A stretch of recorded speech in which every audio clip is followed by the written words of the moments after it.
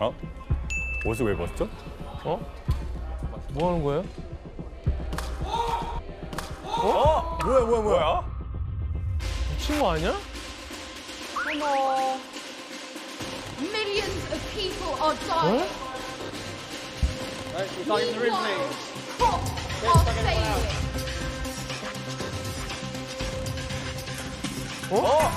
뭐야? 어? 뭐야?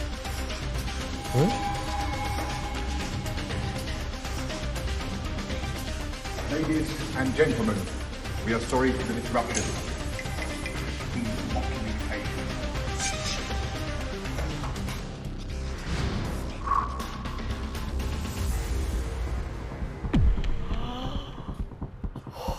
뭐지? 아, 길거리에서 왜 그러는 거야?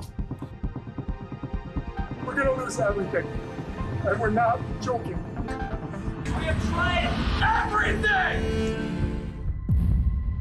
왜? 이런 행동을 할 만한 뭔가 있겠죠, 그러니까. 좀 명분이 있겠죠.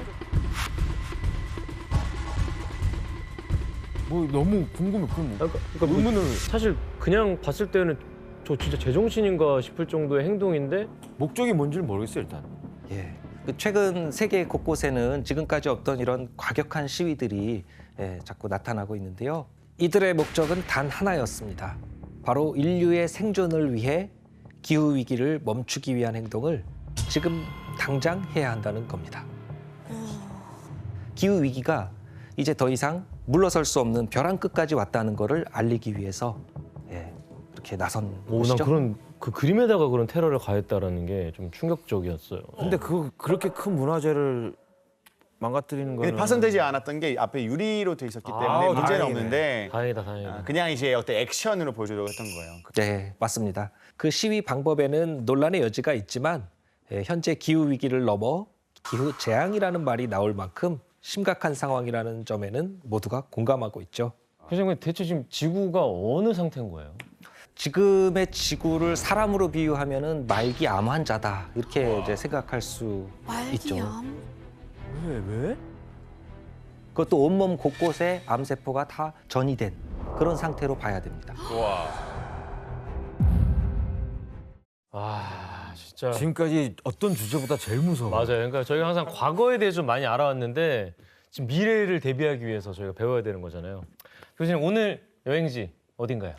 예, 최근 벌어진 기후 변화의 원인을 파헤치기 위해서 인도양을 대표하는 나라 호주로 떠나보겠습니다. 오, 창고씨의 나라. 웰컴 투 호주. 그래서 근데 이게 너무 아름다운 이 호주를 기후 위기의 원인을 찾기 위해서 온 거에 맞나요? 예, 세계사에서의 중요한 분기점을 만들어왔던 그 기후 변화가 2019년 이전과 다르게 이례적이고 아주 극단적으로 나타나기 시작을 합니다.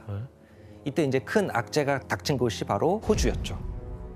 대체 호주에서 무슨 일이 발생했었는지 알기 위해서는 먼저 지구 환경에 어떤 변화가 있었는지부터 짚어볼 필요가 있습니다. 그래서 그래프를 하나 보면서 이야기를 나눠보겠습니다. 네.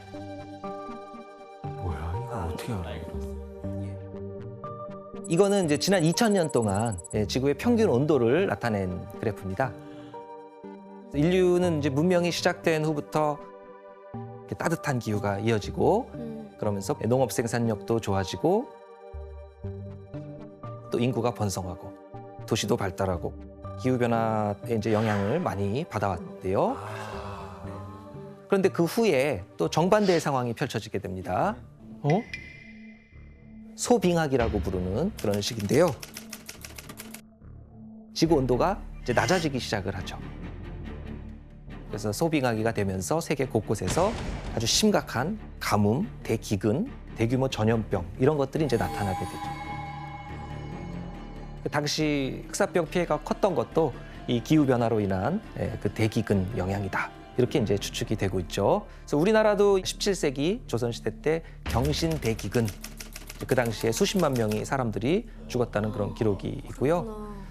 그러면 이 소빙하기 이 시기에 지구의 온도가 얼마나 내려갔던 걸까요? 그래봤자 마이너스 0.5도 아니에요? 마이너스 0.5도까지 안 가는 것 같은데. 예, 한 0.2도 이 정도 낮아진 건데 이 작은 온도 차이가 지구의 기후를 바꾸고 인류의 생존과 세계사에 지대한 영향을 미쳤던 거죠. 그러니까 소빙하기라고 해도 굉장한 기온차가 있는 건 아니었네요. 예, 지금 저 그래프상 2000년대는 확 올라갔는데 그러면은 너무 위험해 보이는데? 그렇죠. 그러면은 저때 무슨 일이 생겼던 걸까요? 산업혁명. 그렇습니다. 예, 산업화, 예, 산업혁명이 있었죠. 산업혁명이 있고 나서부터 인류는 이제 물질적으로 전례 없이 풍요한 이제 이런 시대로 맞이하게 되는데 이때부터 우리가 공장, 기차, 자동차, 발전소 이런 것들을 이제 기하급수적으로 늘려오니까 불과 100년 만에 1.1도 이렇게 올라간 것입니다. 이렇게 급격하게 올라간 이런 거는 지구 역사상 유례가 없는 그런 일이죠. 최근 200년에 너무 급격한데요? 네, 그러니까 저만큼 0점 몇 했는데도 뭔가 이상 변화들이 생기는데 지금 1.1도가 이렇게 올라간다면 굉장히 심각하게 뭔가가 변화가 오겠네요. 맞습니다. 지구 전체 평균 온도, 더군다나 기후에서 이 1.1도가 올랐다는 거는 아주 심각한 문제라는 거고요. 여러분들 그 히로시마에 투하됐던 원자폭탄 아시죠? 네. 예, 그 원자폭탄 하나 떨어졌을 때 아주 큰 피해를 입었잖아요. 네. 그런데 지난 수십 년 동안 이 지구에는 그 히로시마에 투하됐던 그런 원자폭탄 같은 규모의 폭탄이 1초에 4개씩 터지는 우와. 그 정도의 열 에너지가 매년 흡수가 되고 있는 겁니다. 네 개씩이요? 예, 그만큼 많은 열 에너지가 지구에 축적이 되니까 지구 전체에서 온도가 올라갔죠. 그 온도가 이제 바로 1.1도 올라갔다는 겁니다. 그 더 심각한 문제는 지구 온도가 상상 이상으로 급격하게 빠른 속도로 이렇게 올라가고 있는데 지금은 그거보다 하나 더 많은 1초에 5개씩 터지는 1초에 5개씩 터지는 그 정도 수준의 에너지가 지구 전체에 흡수가 되고 있는 것이죠.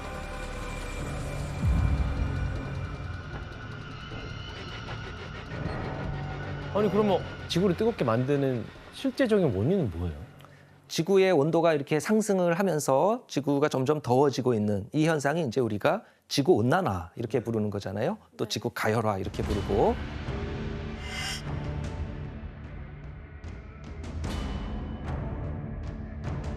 지구 온난화를 만든 핵심 원인, 이거는 우리가 배출한 그 온실가스, 그 온실가스 농도가 증가했기 때문에 그런 것이죠.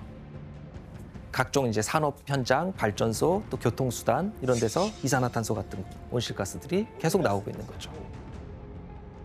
근데 왜 가스로 인해서 그게 그렇게 되는 거예요? 네. 그러니까 정상적인 지구 환경 시스템 상태에서는 태양에서부터 지구로 이제 열 에너지가 이렇게 오게 되면 우주로 보내는 열 에너지하고 태양에서부터 들어오는 열 에너지가 같았죠. 네. 똑같은 양이어서 지구의 온도 변화가 없이 안정적으로 기후가 유지가 됐던 것인데 근데 산업화 이후에 우리가 온실가스를 많이 배출을 하고 하니까 지구를 마치 온실처럼 만들게 된 거죠. 그래서 온실 효과가 점점 강해지면서 지구의 열 에너지가 점점 더 많이 축적이 되고 있는 비닐하우스를 씌운 거네요. 맞습니다. 지금도 온실가스를 우리가 전 지구적으로 보면 한 370억 톤 이 정도씩 배출을 하고 있습니다. 와. 네. 이제 배출하는 양 자체를 급격하게 줄이지 않으면 안 될 정도로 지금 너무 많이 배출을 하는 거죠. 소 한 마리가 1년 동안 만드는 이 온실가스 양이 소형 자동차 한 대가 내뿜는 그 정도 양에 맞먹을 정도라고 합니다. 와우. 결국 지난 100년 동안 전 세계에서 육류 소비량이 이제 급증을 하다 보니까 사육되는 소의 수가 점점 늘어나서 현재는 10억 마리까지 늘어났고요. 그 결과 축산산업에서 나오는 이 온실가스가 전체 온실가스 배출량의 거의 5분의 1 정도까지, 5분의 1 정도까지 차지할 정도로 아주 심각한 그런 수준. 우와 이거 엄청 심각한 문제네요 이거. 그러니까 이게 그런 말이 있거든요. SUV 타고 있는 채식주의자보다 자전거 타는 육식주의자가 더 많은 이산화탄소 배출한다라는 말이 있어요. 그래서 저는 그거 듣고 완전 지식한 지 2년 정도 됐고 저는 열심히 그래도 많이 실천하려고 하고 있어요. 대단하다. 그러게요. 예. 교수님 그러면 저렇게 1.1도 올라간 그 기온이 지구에 어떤 영향을 끼쳤나요? 예, 급격한 산업화와 육식 등의 이런 생활 변화로 인해서 인류가 초래한 지구온난화는 특히 2019년에 지구 시스템에 예상치 못한 그런 변화를 가져오게 됩니다. 19년?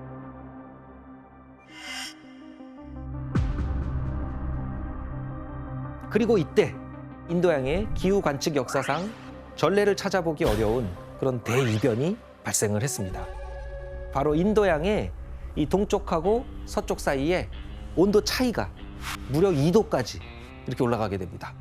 에? 뭐지? 근데 저희는 사실 예. 체감상 2도는 별거 아닌 거라고 느껴지는데.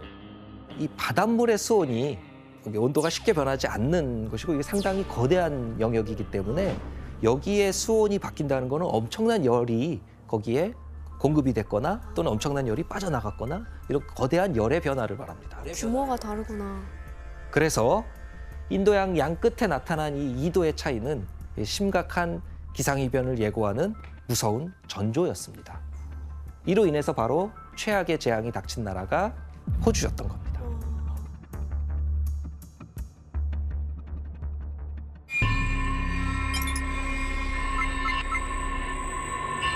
Please stand by. What's the location of your emergency? They're on the driveway, but there's fires broken out up closer to the house. 그리고 모든 국민을 이 공포와 혼돈으로 내몰았던 끔찍한 재해가 바로 초대형 산불이었죠. 진짜 무서운 시기였어요. 아니 이게 진짜 전 세계 뉴스 다 나왔잖아요 이거.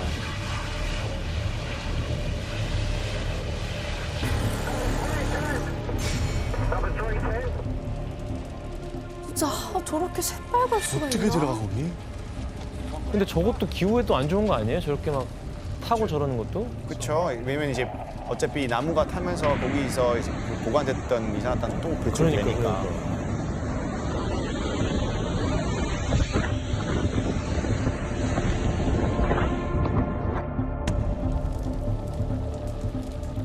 와, 저 빨간 하늘 보세요. 와. 와 진짜 지옥이다 지옥. 와, 너무 무서워. 초기에 불이 붙은 곳은 호주 동남부의 뉴 사우스 웨일스 주하고 이제 퀸즐랜드 주의 두 군데였습니다. 이 건조한 산에 갑자기 마른 번개가 막 내려치고 이러면서 불씨가 붙고 산불이 시작됐다고 이렇게 추정을 하고 있는데요. 이때만 해도 산불이 이렇게까지 커질 거라고는 누구도 예상을 하지 못했습니다. 그런데 한 달 사이에 이렇게 광활하게 넓은 이 호주 대륙에서 산불이 비정상적으로 빠르고 강하게 번져나가기 시작하는 겁니다. 당시 상황이 아주 전쟁과도 같은 그런 상황이었습니다. 그래서 뉴 사우스 웨일즈 주 정부에서 이 산불 진화를 위해서 연 인원 25만 명 이렇게 투입을 하고 소방 차량 700대와 항공기 100대 이상 이렇게 동원을 해서 화재 진압을 시도하는데요. 심지어는 미국, 뉴질랜드, 싱가포르, 캐나다 등등 해외에서도 1,000명이 넘는 대규모 소방팀을 지원받아가지고 해외에서도 현장에 왔구나. 투입을 한 겁니다. 아니 그러니까 챔버 씨 진짜 그때 당시에 그 호주 사람들 반응이 어땠어요? 산불 막 안 꺼질 때. 진짜 호주에서는 원래 몇 년에 한 번씩 큰 산불이 발생할 수도 있긴 한데 이번에는 진짜 멈추지 않았으니까 사람들은 어떻게 안심할 수가 없어요. 완전히 끔찍한 상황이었어요. This is literally not real. This is not real. Oh my god, I can't see anything. I can't see anything.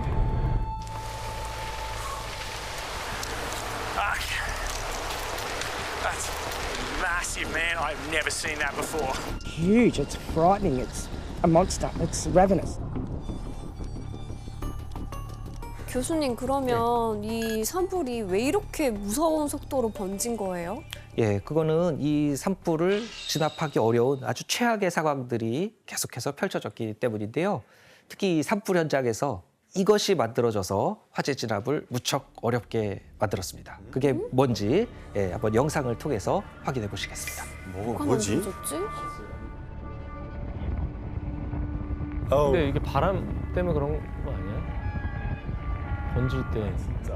아. 회오리 바람. 회오리도 일어나 갑자기. 우와 와. 불 토네이도. 어머, 저게 뭐야? 우와 뭐야 이거? 저런 건 처음 봐요. 진짜 지옥에서 나올 것만 같은. 와, 저거는 막을 수가 없겠다.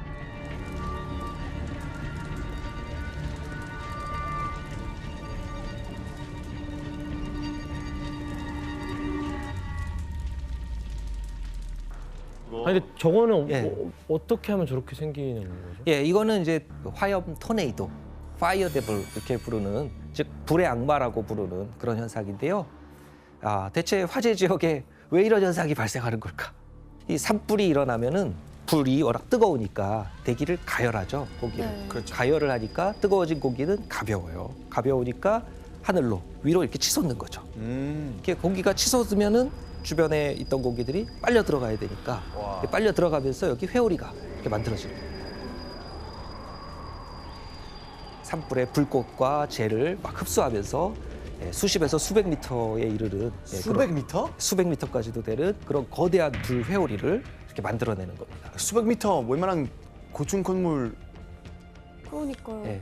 전 실제로 처음 보면 봤어. 얼마나 무서울 건데요, 예. 진짜. 그리고 이 화염 토네이도는 풍속, 여기 부는 바람이 최대 시속 200km, 200km? 예, 미터, 200km? 예. 중심부 온도는 1000도 이렇게까지 올라가기 때문에 이 산불 피해를 더 키우고 화재 진압도 아주 어렵게 그렇게 만들었습니다. 근데 이때 또 예상치 못한 또 다른 현상이 발생을 했는데요. 또요? 지금도 못 막는 수준인데 문제가 더 있어요? 조금 더 정확하게 이야기하면 마른 번개입니다. 마른 번개. 마른 하늘의 날벼락이네요 그러면. 진짜. 예. 이 비 한 방울 내리지 않는 뜨거운 하늘에서 느닷없이 마른 번개가 치는 그런 상황이 여기저기서 막 펼쳐지는 겁니다. 에? 번개가스? 진짜 무섭다. 비라도 내렸으면 좋았을 텐데. 예. 근데 이 번개가 이제 진짜 무서운 거는 뭐냐면은 번개가 바람에 밀려서 멀리까지 이동하면서 내려치니까 예? 저 높은 하늘에서 사방으로 막 불을 쏘는 뭐 그런 셈인 겁니다. 그래서 원래 산불이 안 났던 곳에 자꾸 산불이 번지면서 이 산불 범위가 자꾸만 확장하고 와. 이렇게 또 새롭게 만들어지는 이 산불은 또다시 번개, 화염 토네이도 이런 것들을 다 증폭시키면서 호주 산불을 점점 더 거대해지는 그런 악순환을 낳게 됩니다. 그럼 뭐 화염 토네이도에 뭐 번개, 악재가 다 겹쳤네요. 그러니까 기후를 이렇게 만든 인간에 대한 지구의 심판 같은 느낌이네요.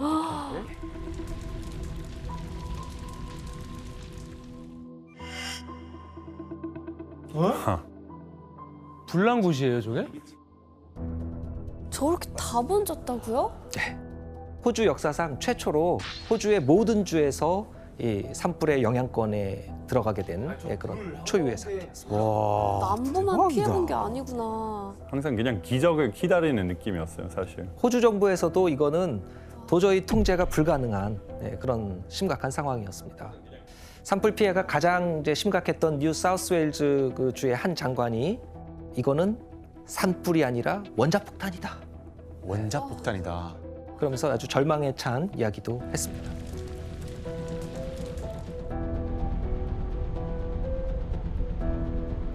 (2020년 1월) 중순에는 또다시 호주를 대혼란에 빠뜨리는 그런 일이 발생하게 됐습니다. 또 하나가 뭐죠? 또 있었어요? 또 있었어. 산불이 또 일어난 건 아니죠? 예. 몇 달째 이어진 최악의 산불로 큰 피해를 입은 호주 남동부 지역에 갑자기 우박이 쏟아졌고 거대한 먼지 폭풍까지 발생했습니다. 너무 이상한데요? 이게 믿기지 않는 일이 벌어지는 거죠. 이게 무슨 일이지? 뭐야 이거?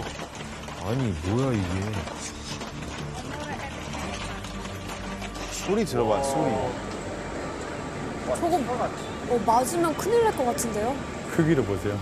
이게 거의 뭐 골프공 크기의 이런 우박이 도시에 폭풍처럼 막 이렇게 몰아치면서 도시가 다 아수라장이 돼버린 거죠. 이게 떨어진다고? I have never ever seen anything like this in my life.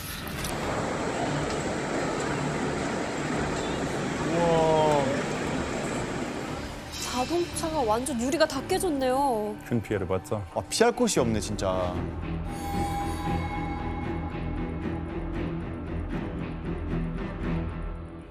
너무 위험했겠다.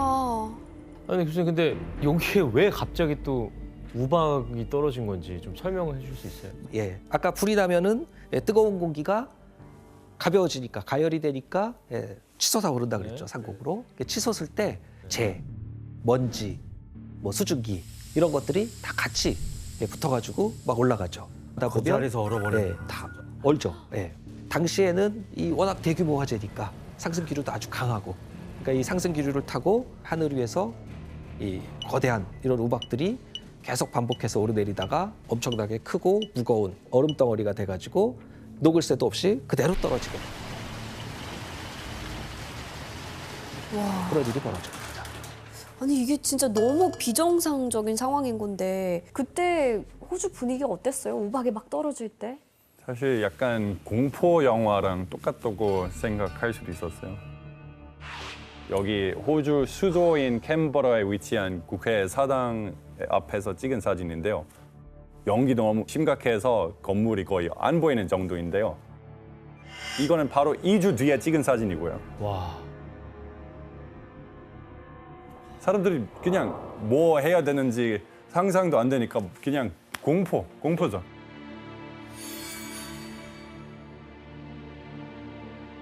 이거 진짜 말도 안 되는 일인 것 같아요. 근데 산불로 위기를 맞은 건 인간뿐만이 아니었습니다. 아유.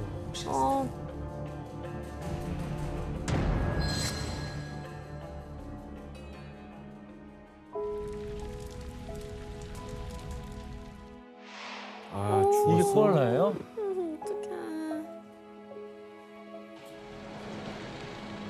불쌍해. 거기 왜 들어가? 다 탔잖아. 아, 뜨거, 뜨거. 안 돼. 거기 왜 들어가? 다 탔잖아. 아, 뜨거, 뜨거. 안 돼.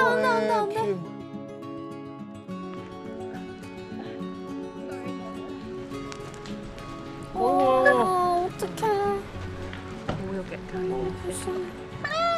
살려야지, 살려야지. 어떡해.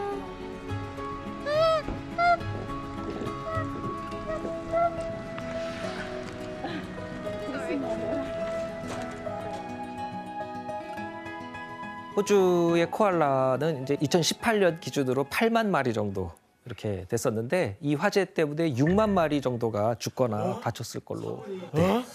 말도 안 돼요. 근데 겨우 살아남은 코알라도 생존이 위험한 거는 마찬가지입니다. 이 코알라가 유일하게 살 수 있는 유칼립투스 숲이 화재로 다 불타버렸기 때문에. 아, 먹을 게 없는 거구나, 그러면. 네.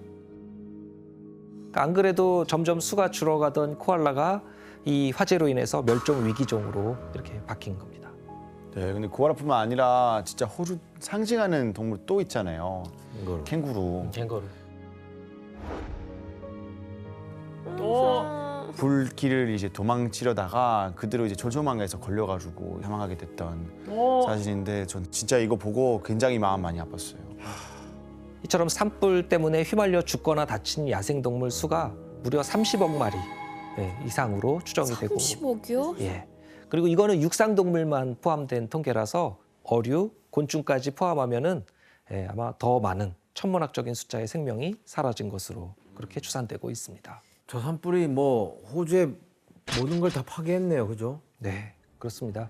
초대형 산불로 인해서 호주의 자연환경 이것이 이제 심각하게 훼손이 됐고 거대한 불이 지나간 자리 이제 다 잿더미가 돼버렸는데요.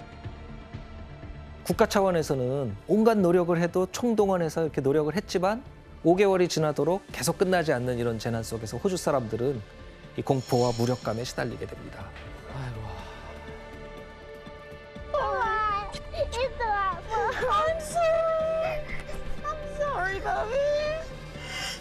그런데 화재가 시작된 지 이제 6개월이 됐던 2020년 2월이죠. 호주 전역을 괴롭히던 대화재가 갑작스럽게 꺼지게 됩니다.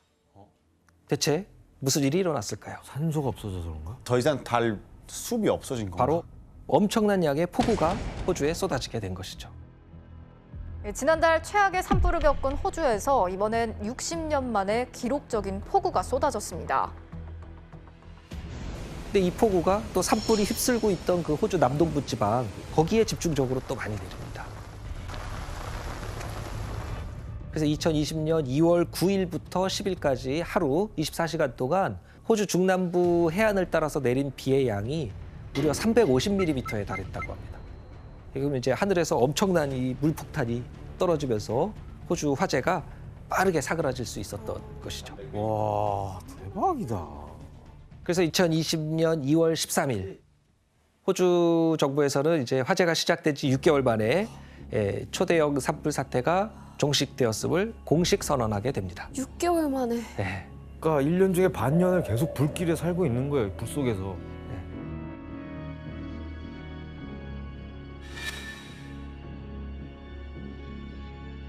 교수님 이게 말이 아닌데 지금 이 정도면은 호주의 피해가 엄청났겠어요. 네, 이 무서운 화재가 피해도 아주 역대급으로 있었겠죠.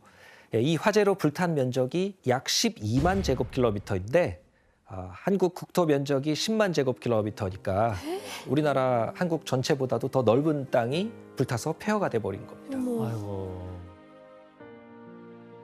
호주 전체 숲의 약 14%가 불이 탔고 수십 개의 국립공원과 약 2만 개 이상의 농장이 피해를 입게 됐었고요. 이 산불로 인한 피해 규모를 우리 돈으로 하나로 따지게 되면 약 80조 원 이상 이렇게 추산이 된다고 하니까요. 호주 역사상 최악의 재난 중 하나라고 이렇게 기록이 됩니다. 하지만 호주에 내린 폭우는 또 다른 재앙의 시작이었습니다. 갑자기 쏟아진 비가 엄청난 양의 홍수가 돼서 다시 도시를 덮치게 됩니다. 이번엔 또 홍수야? 호주 역사상에 이렇게 최대 규모의 피해를 남긴 산불은 시작도, 과정도, 끝도 아주 다 이상하기가 이를 데 없는 그런 것이었습니다. 야, 진짜 최악이었구나. 진짜 도대체 뭐가 문제인 건지 너무 궁금할 것 같기도 해요. 네. 6개월 동안 호주를 뒤덮었던 이 잇따른 재해들을 설명하면은 기후 위기가 불러온 기후 재난, 기후 재앙이라고 할 수 있을 것 같습니다. 그렇다면 2019년 인도양에서 나타났던 이 2도의 수온 차이가 대체 호주에 왜 이런 기후 재난을 불러왔을까요? 궁금합니다.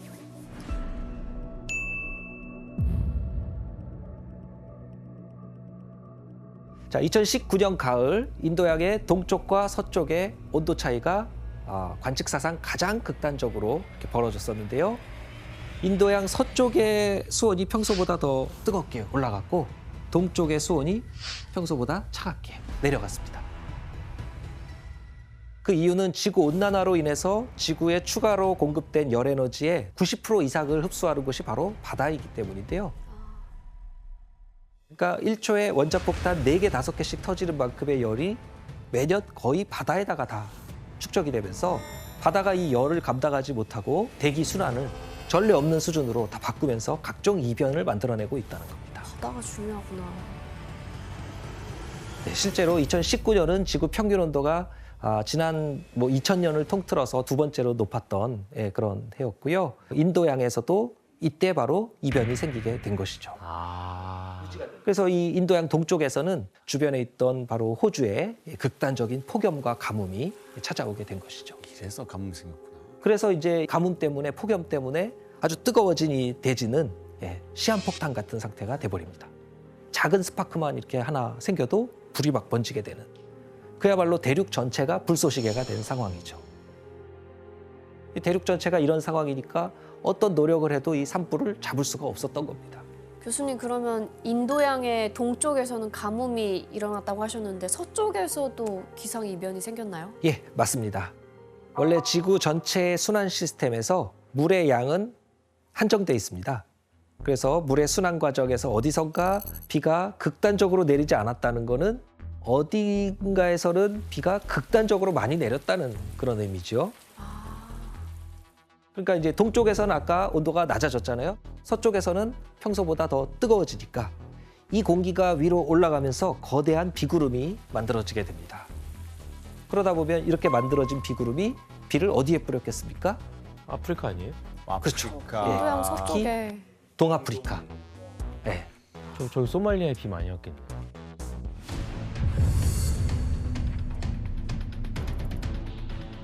그러니까 2019년 10월부터 해서 케냐, 소말리아, 에티오피아 등등 동아프리카 그 일대에 무려 2달 동안 이례적인 수준의 폭우가 쏟아집니다.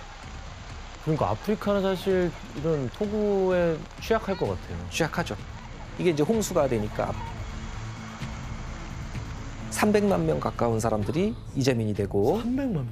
예, 수백 명이 사망하고 이런 참사가 여기서도 벌어지게 하긴 거기 됩니다. 폭우가 안 오니까 뭐 그거를 막을 수 있는 진짜 방법 없을 거니까. 그렇죠. 아프리카의 사막 메뚜기는 이 습하고 축축한 환경에서 잘 왕성하게 번식하는 또 그런 특성이 있는데 이 폭우가 내리면서 습해지고 메뚜기 떼가 번식하기 좋은 환경이 갖춰진 것이죠. 너무 징그러나 저것들.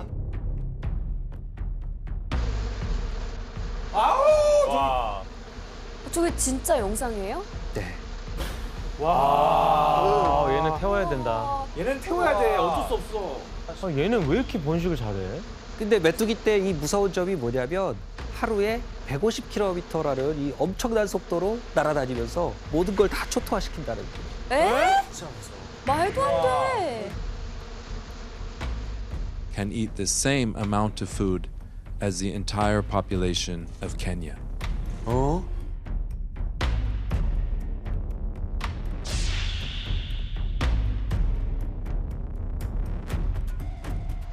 어머.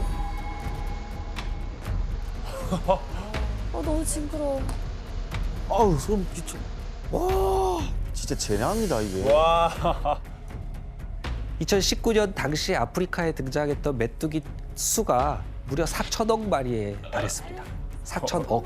4천억이요? 4천억 마리. 아니 아프리카는 가뜩이나 기아 문제가 심각하잖아요. 그렇죠. 안 그래도 식량이 부족한 그런 지역에 메뚜기 떼 출몰이 재앙 그 자체였죠. 네, 소말리아나 에티오피아 이런 메뚜기 떼가 파괴한 농경지 면적만 해도 무려 축구장 10만 개 정도 크기였다고 합니다.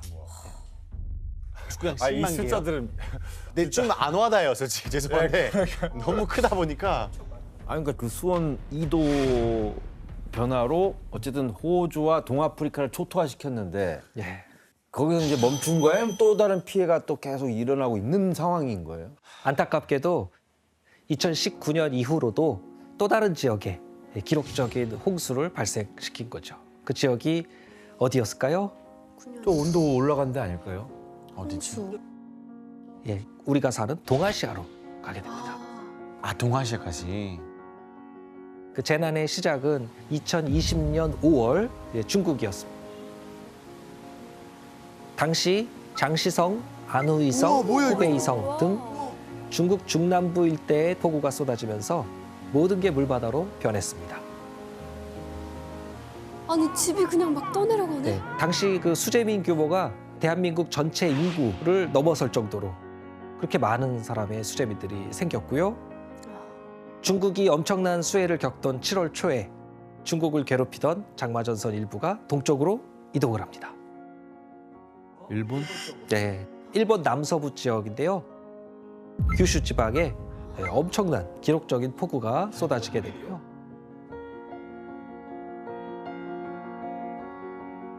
하천 100여 개가 다 범람을 하고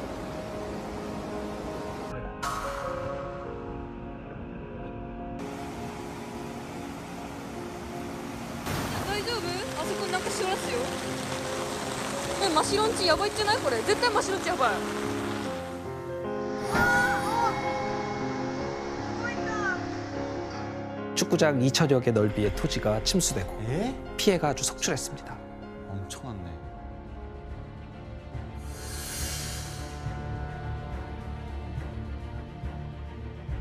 그리고 이 동아시아 홍수의 마지막은 바로 우리나라 한국이었죠. 2020년 7월 중순 중국과 일본의 장마전선 일부가 한반도 쪽으로도 이동을 했기 때문입니다. 우리나라와 일본, 중국이 동시에 본격 장마권에 든 가운데 나라마다 집중호우 비상이 걸렸습니다. 인도양의 수온 상승이 원인인데요. 강남 물바다. 강남 물바다 되고 그때구나. 예, 장마 기간 동안 지역별로 최대 1000mm 넘는 비 이런 것들이 다 전국을 또 휩쓸고 장마 기간도 역대급이었는데요. 관측 역사상 최장 기간인 54일 장마를 우리나라에서도 기록을 하게 됩니다.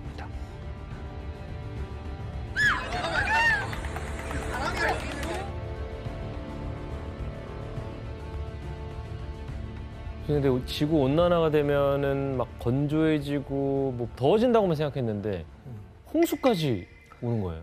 예, 이게 온도가 기온이 1도 올라가면은 예, 수증기가 7% 증가하는 그런 효과가 있는데 그러니까 점점 더 온난화가 되면서 습해지기도 하는 거죠. 아, 그러니까 바다에서 계속 수증기가 증발하는 거죠? 맞습니다. 그러니까 바닷물을 이렇게 담뿍 올려서 대륙에다가 쏘는 거네, 그냥 땅에다가. 그 문제는 상상을 초월하는 그런 규모의 홍수가 점점 더 자주, 더 심각한 수준으로 발생할 것으로 그렇게 전망이 되고 있다는 겁니다.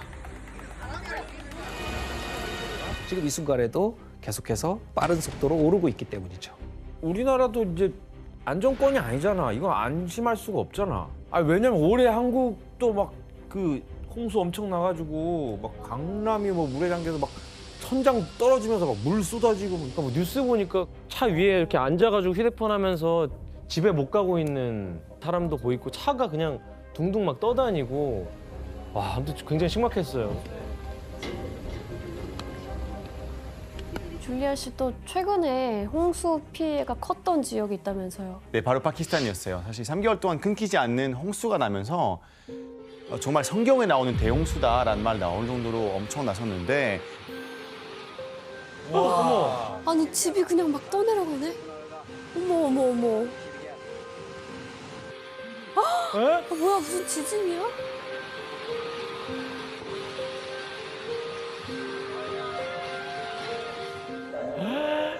한 3,300만 명. 뭐야.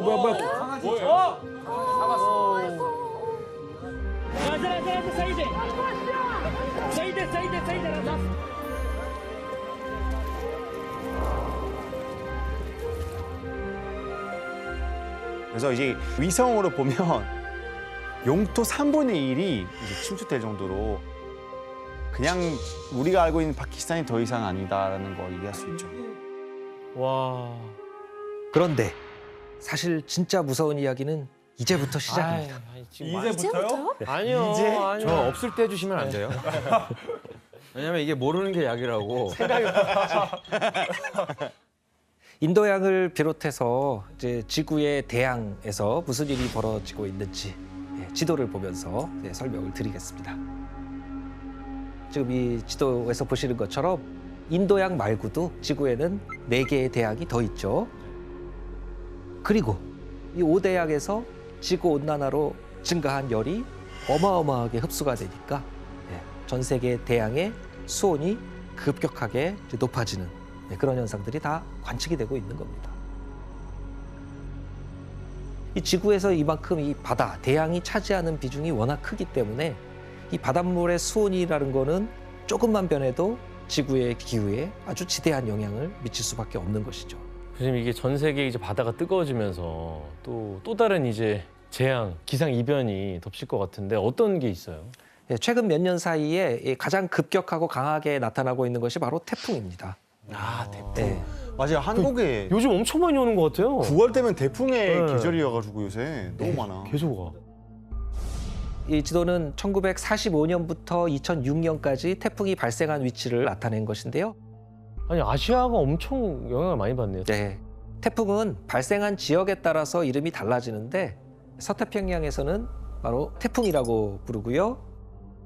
북대서양과 동태평양 이쪽에서는 우리가 허리케인이라고 부르죠. 맞아요, 허리케인. 네, 허리케인이라고 부르고 그리고 인도양과 남태평양 여기서는 우리가 사이클론이라고 부릅니다.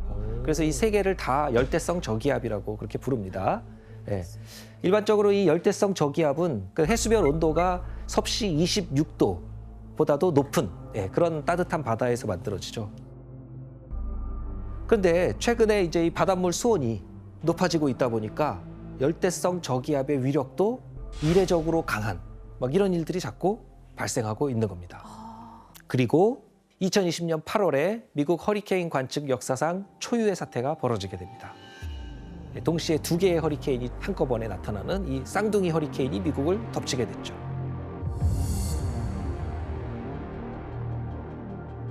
My administration is also closely monitoring Hurricane Marco and Tropical Storm Laura.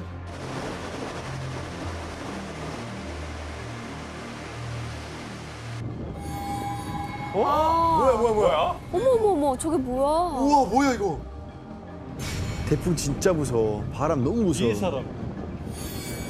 시속 241km. 그냥 사람은 날아가겠네요. 그쵸.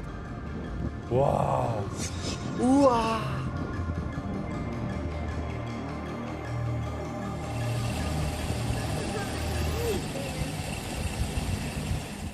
로라가 미국 남부 루이지애나주하고 텍사스주를 강타를 하면서 무려 50만 명의 미국인이 피난을 가야 됐었고 80만 가구의 정전이 일어나면서 대규모 재해로 이어지게 됐습니다. 그래, 이렇게 된다고 전쟁터처럼 진짜.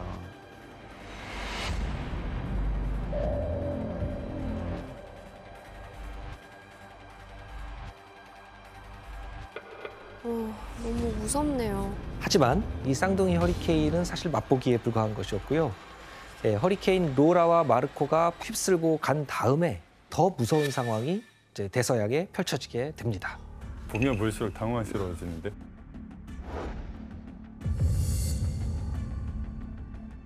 뭐야? 잠깐만. 5개요? 너무 많은데? 예, 이게 2020년 9월 14일 찍은 위성 사진인데요. 쌍둥이 허리케인 발생한 지 보름도 안 된 시점인데 여러 개 허리케인이 동시에 다 미국으로 접근하고 있는 그런 모습을 보여주고 있습니다.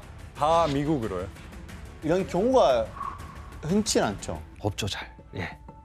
당시에 이 대서양 상황이 여기저기서 이 만들어지는 이 허리케인들 때문에 아주 어지러웠던 그런 상황이었던 거죠. 지금도 어지러워요.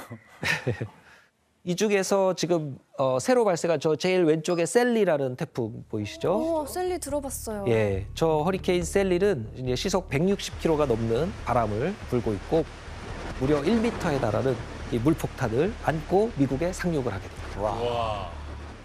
그러니까 이 4개월 만에 내려야 될 비가 4시간 만에 4시간 만에 쏟아지니까 미국 남동부 그 플로리다주, 알리바마주 이런 데는 다 쑥대밭이 돼버린 것이죠.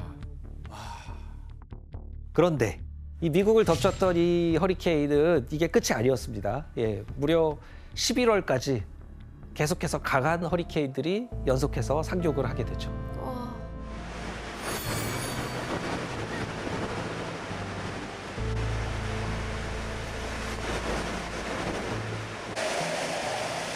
I don't know what the heck was it. Then I went out, then I see it fell on the top of my house.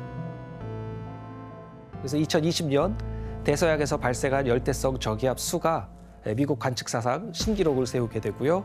그러면서 사람들이 이런 전례 없는 일들이 자꾸 벌어지니까 기후 위기가 직면했다. 이렇게 이제 실감할 수가 있었죠. 요즘 뉴스를 보면 태풍 관련된 소식이 좀 유독 잦아진 것 같지 않아요? 예, 맞아요. 태풍은 아까 보셨지만 태평양에서 만들어지죠. 예, 태평양의 수온이 점점 상승을 하니까 태풍 쪽에서도 미국하고 비슷한 일들이 벌어지고 있는 겁니다. 결국 수온 상승이 큰 원인이네요. 그렇습니다. 2019년에는 7개나 되는 태풍이 한반도를 강타했는데 이렇게 많은 태풍이 한반도에 오는 거는 대한민국 역사상 거의 보기 어려운 일이었습니다. 진짜 문제가 있나 보다. 진짜 옛날에는 태풍 한번 오면 이제 크시구나 하는데 요새는 태풍 지나가면 또 와. 또 와, 자꾸. 그렇죠. 이렇게 태풍이 점점 강력해지다 보니까 우리나라 한국기상청에서 새롭게 만든 단어가 있습니다. 뭐예요? 예, 그게 뭘까요? 새로운 단어? 바로 태풍에다가 초강력이라는 새로운 등급을 하나 매기게 된 거죠.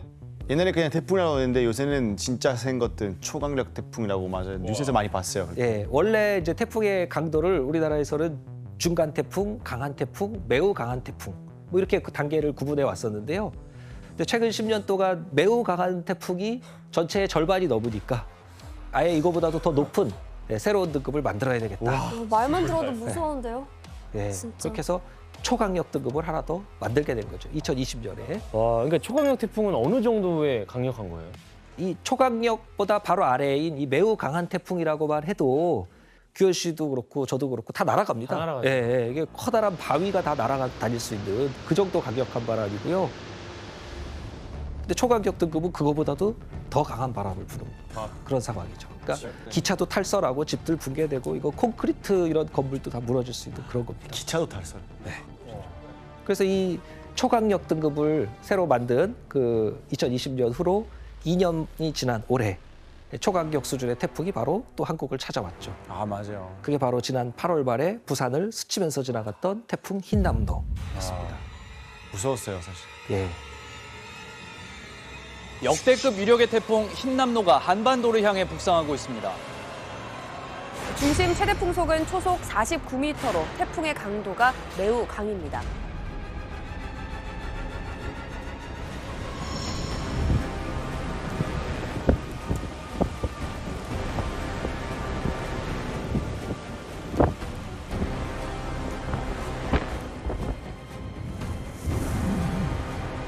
태풍 흰남노는 이 태풍의 위력만큼이나 또 놀라운 점들이 있는데요.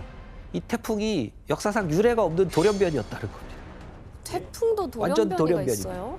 예. 원래 아까 태풍은 열대 바다에서만 만들어진다고 그랬잖아요. 예. 근데 흰남노는 그런 법칙을 깨고 열대 바다가 아닌 그 북쪽에 온대 바다에서 만들어지게 됩니다. 그럼 이제 앞으로 온대 바다에서도 태풍이 생기는 거예요?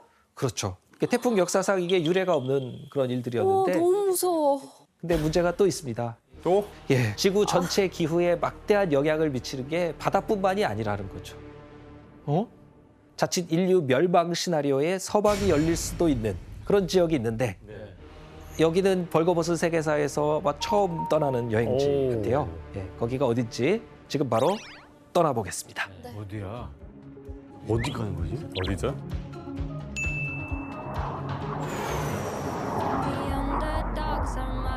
한 번 안 가봤다 그러니까. 북극이네. 와 진짜 처음 가보네요.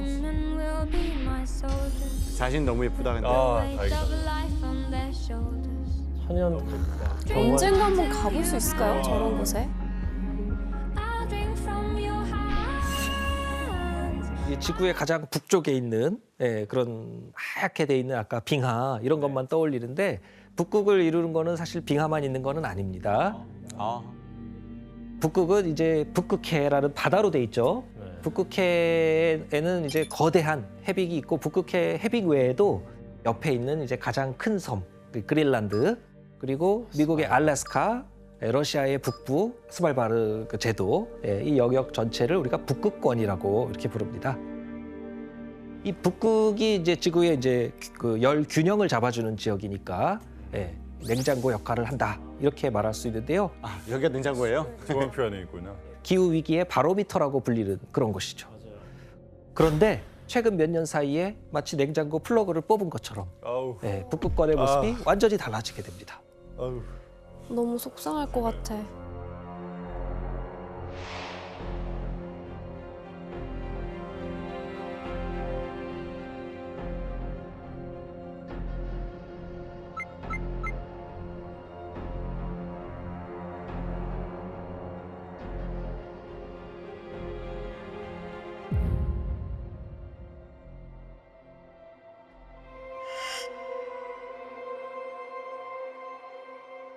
와.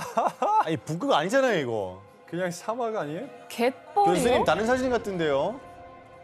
영상 잘못 나오고 있는 것 같은데? 스타워즈에서 나오는 장면인데요? 이게 빙하였다고요? 20도?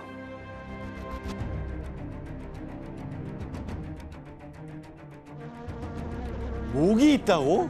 거기에? 어머, 20도 말도 안 된다.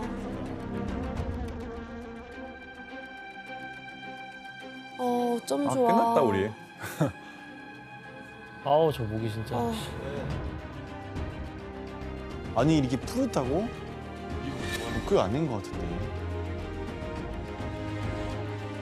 긁을 수도 없고 아우, 어떡해.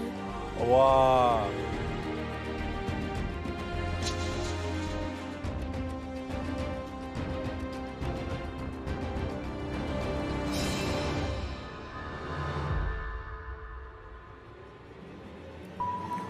얼음이 저렇게 다 없어졌다고요?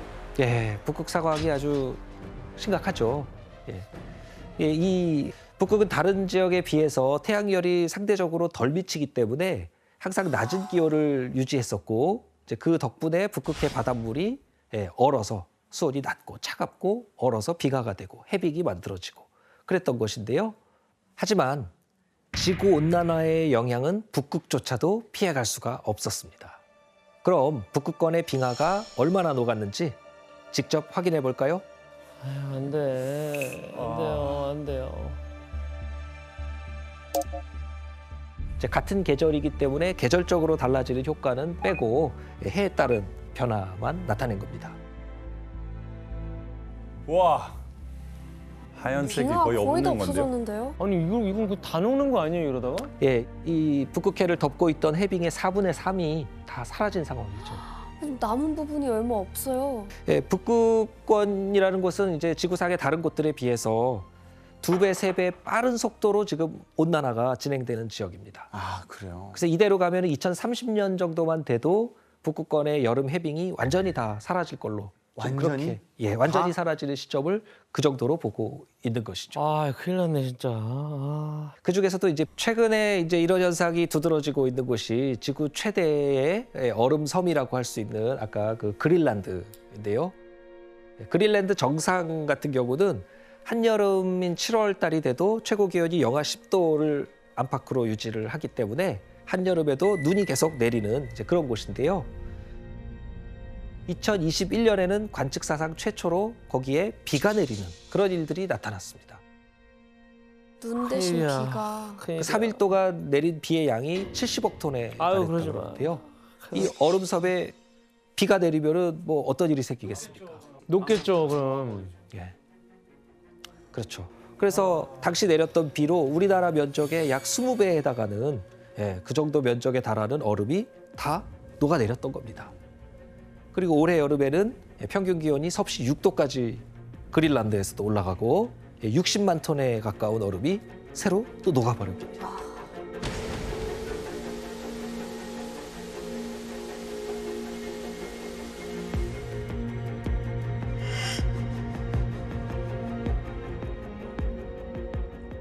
이게 다 녹으면 뭐가 제일 큰 문제가 돼요? 그러니까 일단 북극권의 비가가 이 지구에 이렇게 내려쬐고 있는 이 태양열을 반사하는 역할을 일종의 반사판 역할을 해주거든요. 하얗잖아요. 하얘니까. 그래서 하얀색으로 비가로 덮여 있을 때는 태양빛을 많이 반사해 줬는데 이제 이게 녹으면서 그대로 흡수되는 겁니다. 그럼 더 빨리 녹겠네요? 그리고 빙하의 또 한 가지 역할은 얼음으로 바다를 덮어서 수증기 증발을 막는 겁니다. 그래서 북극은 다른 어느 곳보다도 더 빠른 속도로 지금 온난화가 나타나고 있는 것이죠. 이게 점점 가속화될 일만 남았네요. 진짜 악순환. 예, 이렇게 북극권이 급속도로 더워지다 보면 인류가 어떤 위기를 맞이하게 될 것인가. 가장 먼저 짚어볼 수 있는 거는 이제 북극권에 있는 영구 동토층이라고 있는데요. 그게 이제 녹는 것이 문제가 됩니다.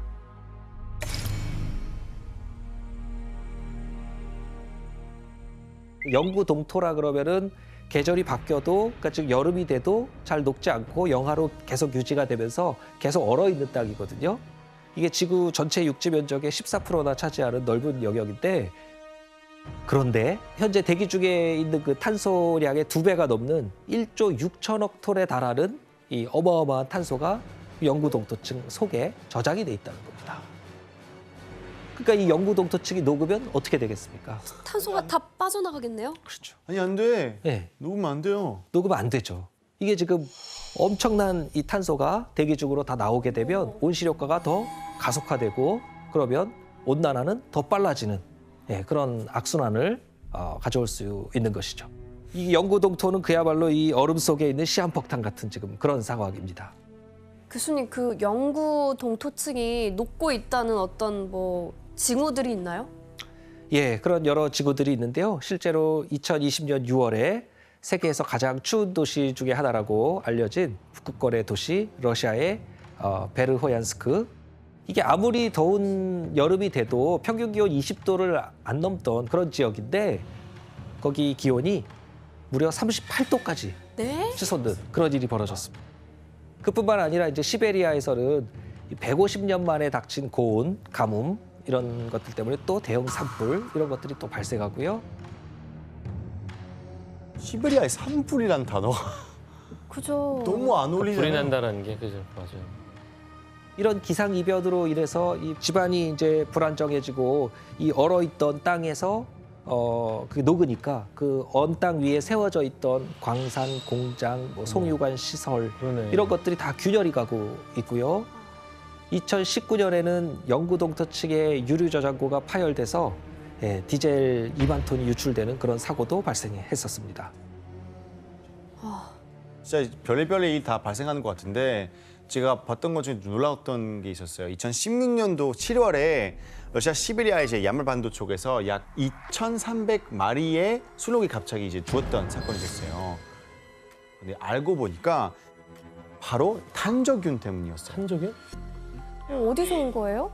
이 영구 동토에서 원래 이제 죽었던 순록들이 있었는데 그 순록들이 옛날에 탄저균 통해서 이제 죽었나 봐요. 그래서 그 탄저균이 영구 동토가 녹으면서 다시 살아나가지고 감염이 되는 거죠. 빠져나와가지고 그래서 이 순록들이 죽었다 하는데 영구 동토층 안에서 어떤 바이러스 있을지는 모르잖아요. 그래서 많은 학자들이 진짜 너무 무섭다고 하고 하는 수십만 년 게 동안 묻혀있던 몇백만 년 이상 있던 게 나올 수도 있는 거잖아요. 진짜 약간 공포 영화에서 나오는 그런 시나리오들만 지금 계속 얘기하고 있는 것 같아요. 예, 이렇게 빠르게 이렇게 급속도로 녹고 있는 빙하로 인해서 인류에게 닥친 위기는 또 있습니다. 예, 온난화로 인해서 북극권의 변화가 그 지역에만 한정되지 않는다는 거죠. 지구에는 이 대기 순환에 따라서 다양한 바람이 곳곳에서 붑니다. 다양한 바람들이 부는데 그 바람에 따라 대기가 순환하면서 우리 매일매일 날씨도 변하고 그렇게 되는 것이죠. 그 중에서도 이제 북극권의 영향을 많이 받는 아주 강하게 부는 그런 바람이 있습니다. 바로 제트기류라는 그런 바람입니다. 이 제트기류는 이제 아주 높은 상공에서 가장 빠르고 강하게 부는 그런 바람인데 북극에 있는 차가운 대기하고 저위도에 있는 따뜻한 대기하고 사이를 이 제트기류가 흘러가면서 막아주고 있는 거죠. 일종의 바람 장막을 형성해 주는 건데 두 곳의 온도 차이로 이것을 유지하고 있는 셈입니다. 그러다 보니까 이제 북극의 차가운 기온을 가두고 있으니까 우리가 사는 이런 중위도에는 이런 차가운 냉기가 내려오지 않도록 그렇게 막아주는 역할을 해주는 건데요. 그런데 북극이 지금처럼 이렇게 더워지면 이 제트기류가 내려오나요? 아, 약해지고 그냥 들쑥날쑥해지는데요? 그렇죠. 예. 북극이 더워지니까 제트기류가 약해지면서 저렇게 구불구불하게 아래로 내려오게 된 거죠. 이 벨트가 풀리는 거네요. 진짜 전 세계 기후가 들쑥날쑥해지겠어요. 그러니까 우리가 중위도에서 경험하지 않았던 그런 기후를 각종 기상이변을 경험하게 되는데요. 마치 재난 영화 한 장면 같은 상황들이 여기저기서 막 벌어졌는데 뭐 여름에 눈 올 수도 있고 그런 거 아니에요?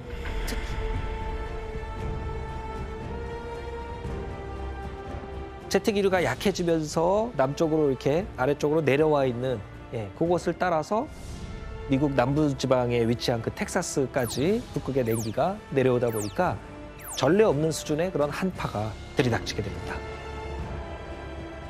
이 당시 텍사스는 그야말로 생존의 위기에 내몰렸던 겁니다. 아니 근데 진짜 인류가 이렇게 안정적으로 살 수 있었던 이유가 계절이 예측되고 막 그래서 그랬던 건데 어떻게 살아? 거기 있는 동물들도 다 많이 죽었을 거 아니에요? 네, 맞아요. 텍사스주에 불어닥친 한파가 지금 챔보 씨 이야기하신 것처럼 인명 피해로만 끝난 게 아니었습니다. 제트기류가 아까 약해져서 미국에 이런 심각한 한파가 왔다고 했잖아요. 근데 이 지구 안에서 열이 또 보존이 돼야 되니까 한쪽에서 극단적으로 추워졌다는 거는 다른 곳에서 극단적으로 또 더워졌다는 거죠. 네, 그래서 올해 7월 같은 경우에 보시면 지구 반대편인 유럽에서는 재앙적인 수준의 폭염이 발생하게 됩니다. 아, 그러네.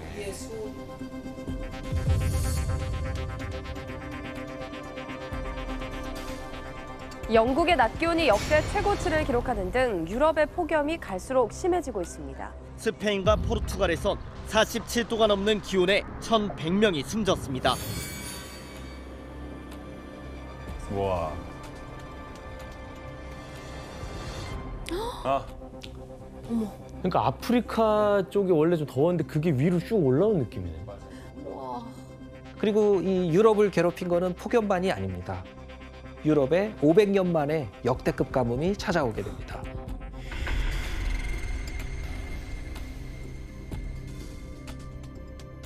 강수량이 너무 극단적으로 줄어들다 보니까 유럽의 3분의 2가 극심한 가뭄에 시달리게 됐는데요. 독일의 라인강이 바짝 말려서 바닥을 드러냈고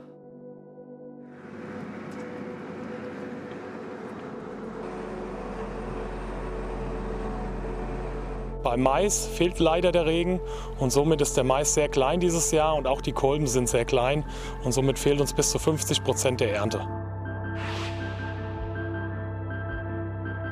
프랑스 남부 일부 지역에서는 식수 공급도 제대로 안 되면서 트럭으로 물을 긴급 공수해야 되는 그런 상황까지 벌어졌습니다. 또 하나의 중대한 문제가 남아 있습니다. 바로 이 녹아내린 빙하로 인해서 해수면이 상승하는 문제.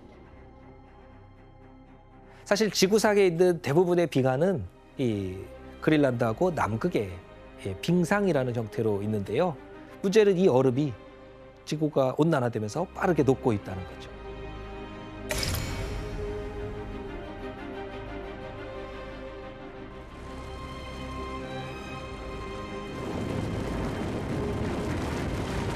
그린란드의 빙하는 하루 평균 60억 톤, 사흘간 180억 톤의 물로 변했습니다. 하루에?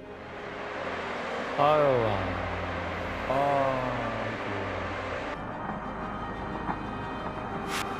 쓰나미네.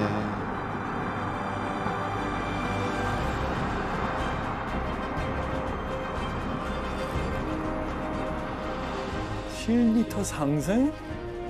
얼음의 절대량이 많은 이 남극의 빙하가 인류 종말을 결정하는 마지노선이다. 이렇게 이제 걱정을 하고 있는 것이죠. 서해 쪽에.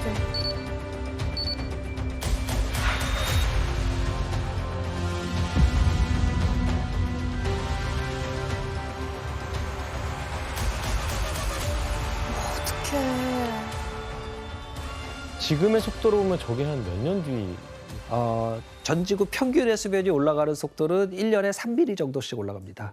근데 이제 이 해수면 상승 속도가 과거에 비해서는 몇 배나 빨라진 것이죠. 이게 상승이 가속화되고 있어서 앞으로 어느 정도 속도로 올라갈지 이 전망도 여러 가지로 엇갈립니다. 그래서 지금 속도로 계속 이게 진행이 되면은 한 80년 정도 지났을 때, 그러니까 2100년 정도가 되면은 해수면이 한 1.1m 올라가겠다. 그 정도 전망을 하고 있는데 이거는 굉장히 보수적인 전망입니다. 보수적인 거라고요? 이거는 평균 해수면이 오르는 거기 때문에 지역적으로는 그거보다 더 빨리 올라가는 것도 맞아요, 있고 맞아요. 예, 거기에서부터 다시 태풍 같은 게 오면서 해일이 거기서부터 더 올라가니까 이 침수 피해가 더 심해질 수 있다는 것을 이야기하는 건데요. 이거 뭐 그런 얘기도 있어요. 이거 뭐 우리가 아무리 노력해도 이미 지금 암 말기다. 이거 복구 안 된다라는 사람들도 있는데 어떡해요? 네, 지구 종말 시나리오는 이제 지구 온도가 지금 1.1도 올랐다고 했잖아요. 예, 2도를 넘어서 3도, 4도 이 속도로 계속 올라가는 거죠. 그러니까 만약에 우리가 지금처럼 온실가스를 계속 내보내면 수십 년 안에 2도 올라가는 그런 상황에 도달하게 됩니다. 그러면 이제 상황은 그 다음부터는 정말 돌이킬 수 없게 되는 건데요. 그런데 무서운 사실은 이미 1.1도 올랐는데 앞으로 10년 안에 0.4도가 더 올라가서 지구 평균 온도가 산업화 이전보다 1.5도 이상 올라가는 그 상황은 우리가 아무리 지금부터 노력을 해도 막기가 어렵다는 그런 전망입니다. 그래서 인류가 지구 온난화 수준을 막아야 되는 그 최후의 보루 저지선이 1.5도, 2도 이제 그 사이가 되는 것이죠. 그래서 지금 우리가 어떻게 노력하느냐에 따라 완전히 다른 미래가 우리에게 펼쳐질 것이다. 그럼 지금 우리는 어떤 노력을 해야 되느냐? 간단합니다. 딱 두 가지입니다. 두 가지만? 간단하다고요? 딱 두 가지를 하면 되는데 첫째, 탄소 배출을 줄여서 지구온난화 속도를 급격히 낮추는 노력을 하는 것이 중요하고 우리가 거의 탄소에 기반해서 문명을 만들었다고 할 정도로 탄소에 의존하고 있는데 이제는 빠르게 탈탄소 사회로 바꿔나가야 되는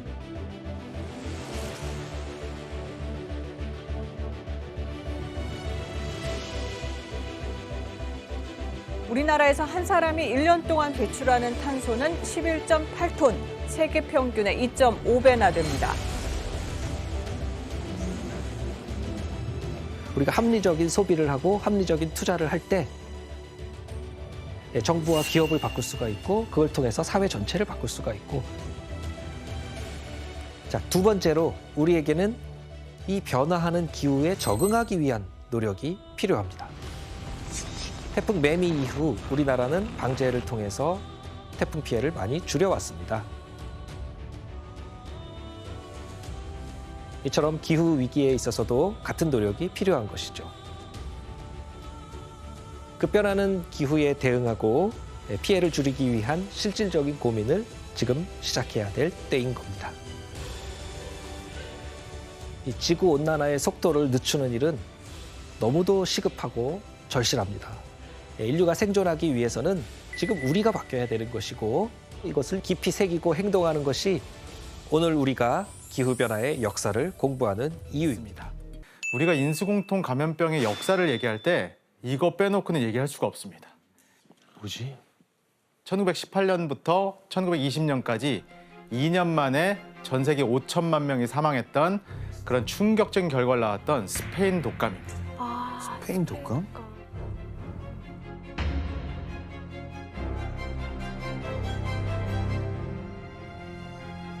당시 인구가 전 세계 인구가 18억 명이었다고 하는데 그 당시에 3분의 1에 해당하는 약 5억 명이 감염이 돼서 최소 5천만 명 이상이 사망했다라고 알려져 있습니다. 이런 엄청난 숫자의 사망자 때문에 인류 역사상 최악의 의학적 홀로코스터라고 평가하기도 합니다. 그만큼 치명적이고 충격적인 그런 감염병입니다. 근데 그렇게 많은 사망자를 낳은 스페인 독감은 어떻게 시작된 거예요? 이 세기의 대감염병인 스페인 독감이 어디서 시작된지에 대해서 아직 100%, 이 바이러스는 사실 100%가 없어요. 명확하게 알려지는 않았는데 하지만 학자들이 일반적으로 스페인 독감의 시작으로 지목하는 지역이 있습니다. 바로 우리가 여행 온 미국 캔사스주입니다. 1918년 2월에 한적한 시골 마을이었던 캔사스주의 해스켈에선 갑자기 마을 청년들이 연이어서 쓰러지고 심지어 숨지는 일까지 발생했습니다. 근데 공통점이 뭐였을까요? 이들의 공통점이 뭐였을까요? 열. 그렇죠. 인플루엔자니까 바로 열. 또 기침? 그렇죠. 기침, 열, 심한 두통과 몸살. 근데 문제는 너무 그 증상이 심한 거예요. 그래서 그 당시에 이 사람들을 치료했던 지역의사 로링 마이어라는 사람은 야, 이거 심상치 않은데? 나 여지까지 이런 병을 본 적이 없는데? 라고 굉장히 심각하게 생각을 해서 그 당시에 이 벌어진 사건을 보고서로 작성을 한 게 지금까지 남아 있습니다. 그리고 그의 보고서는 한 의학 전문지에 이렇게 실리기도 했는데 On March 30th, 1918, the occurrence of 18 cases of influenza of severe type, from which 3 deaths resulted, was reported at Haskell, Kansas. 이것이 바로 스페인 독감이 보고된 최초의 사례가 되겠습니다. 그 스페인 독감은 우리가 그 흔히 아는 독감과 많이 다른가요? 증상이? 이제 스페인 독감의 공포가 전 세계를 덮쳤을 때 이 감염병에 대한 극도의 두려움을 갖게 됐던 이유가 바로 그 증상 때문이었어요. 스페인 독감의 특징적인 증상인 청색증이라는 게 굉장히 특징적으로 나타나요. 뭐예요? 청색증. 청색증이 뭐예요? 말 그대로 뭘까요? 몸이 청색으로 푸르스름하게 바뀌는 청색증이라는 증상이 나타납니다. 폐가 정상적으로 작동을 해야 사람이 숨을 쉬죠. 근데 폐 안이 염증 물질로 가득 차게 되는 거예요. 공기들이 차 있어야 폐 공간에 피가 차 있으니까 어떻게 되겠어요? 호흡을 못 하겠죠. 그래서 헬리오트로프 청색증이라는 거에 걸리게 됩니다. 헬리오트로프. 네, 이 말 혹시 들어보셨어요? 식물 이름인데요. 보라색에 가까운 청색과 보라색의 중간쯤 되는 그런 꽃. 당시 스페인 독감에 걸린 환자들의 얼굴이 이 꽃의 색처럼 색깔이 변하는 것처럼 보이다 죽는다라고 해서 이때 병명이 붙여진 겁니다. 근데 너무 무서웠겠네요, 진짜 사람들. 그렇죠. 그러니까 사람들이 일반 독감이랑 굉장히 완전 다르네요. 공포스러웠겠죠.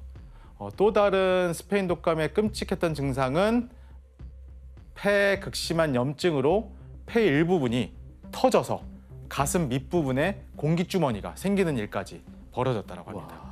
그리고 출혈이 발생했는데 뭐 눈, 입, 귀, 코, 심지어 눈에서도 피가 나오기도 했던 이런 굉장히 끔찍했던 당시 환자들을 돌보던 의사가 동료들에게 보낸 편지 내용이 그 증상이 기록돼 있는데 규현 씨가 좀 한번 읽어주시겠습니까?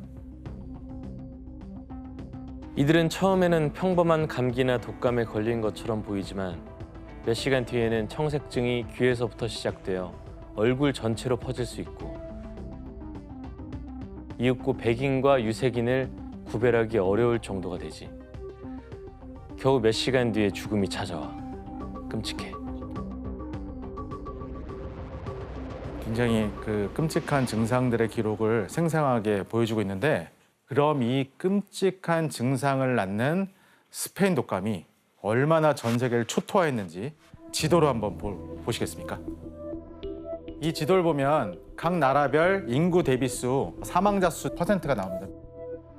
미국에선 55만 명이 사망했는데 이건 당시 인구의 0.5% 정도였습니다. 그리고 인도에서도 1,670만 명이 사망하면서 당시 사망률이 5.2%에 달했고 아프리카 케냐 같은 경우에도 많은 사람이 숨졌는데 사망률이 5.8%에 달했습니다. 그런데 이렇게 끔찍한 스페인 독감이 전 세계를 강타한 때는 사실은 어떠한 역사적 사건이 결정적인 역할을 했는데 뭘까요? 바로 세계 1차 대전입니다.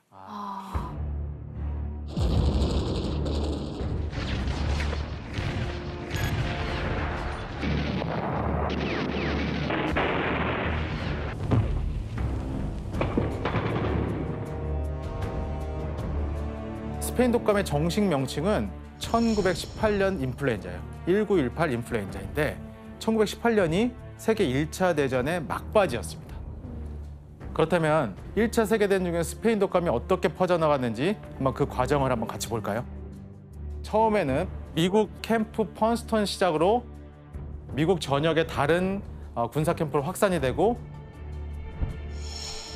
대서양 건너서 프랑스, 독일, 벨기에 같은 서부전선 국가들로 쫙 퍼지게 됩니다.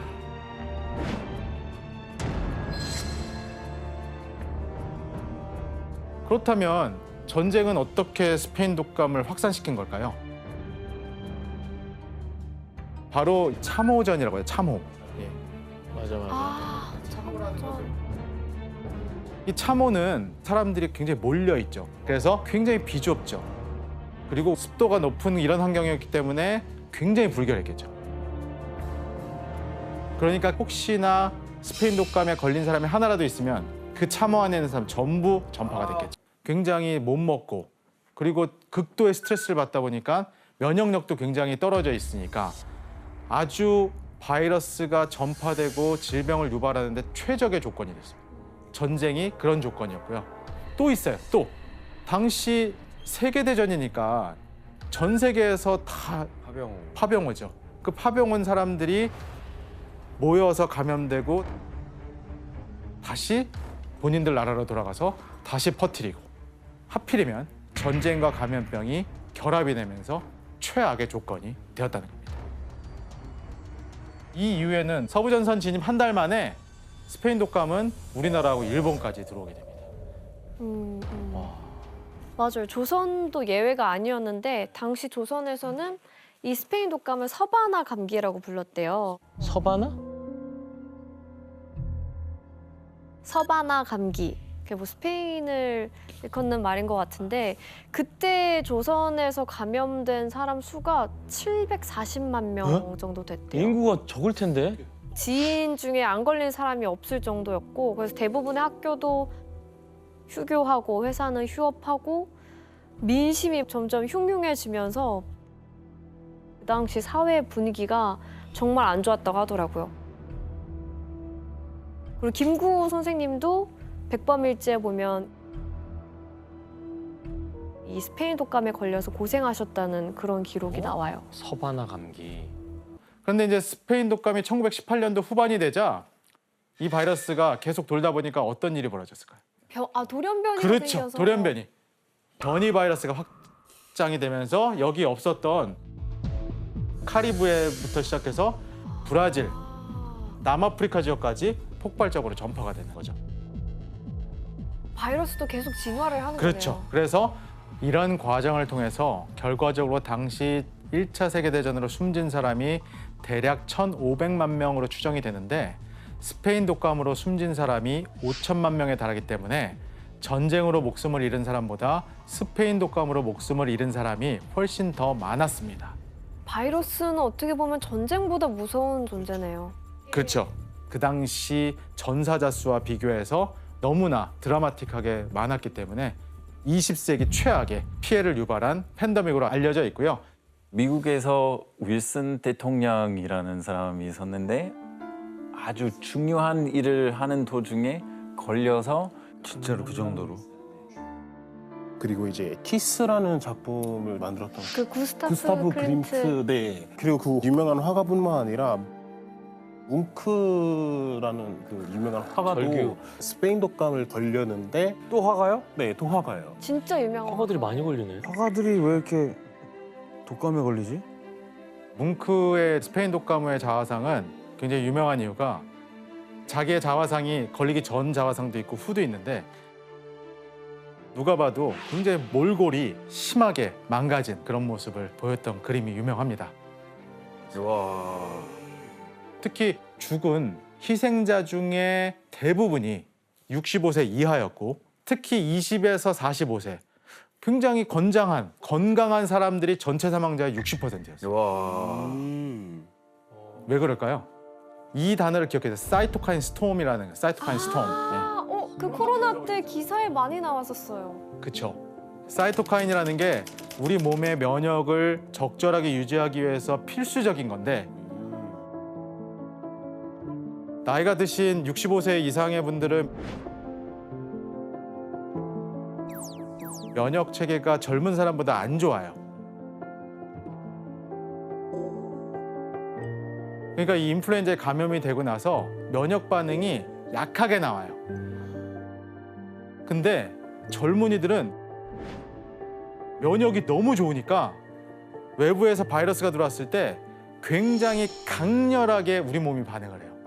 근데 이 면역 세포들이 너무 과도하게 역할을 하다 보니까 이 폐에서 염증 반응이 바이러스만 죽여야 되는데 우리 몸에 있는 정상적인 숙주 세포까지 마구 공격을 해서 굉장히 아이러니한 게 면역력이 너무 세니까 막 죽어버리는 거예요.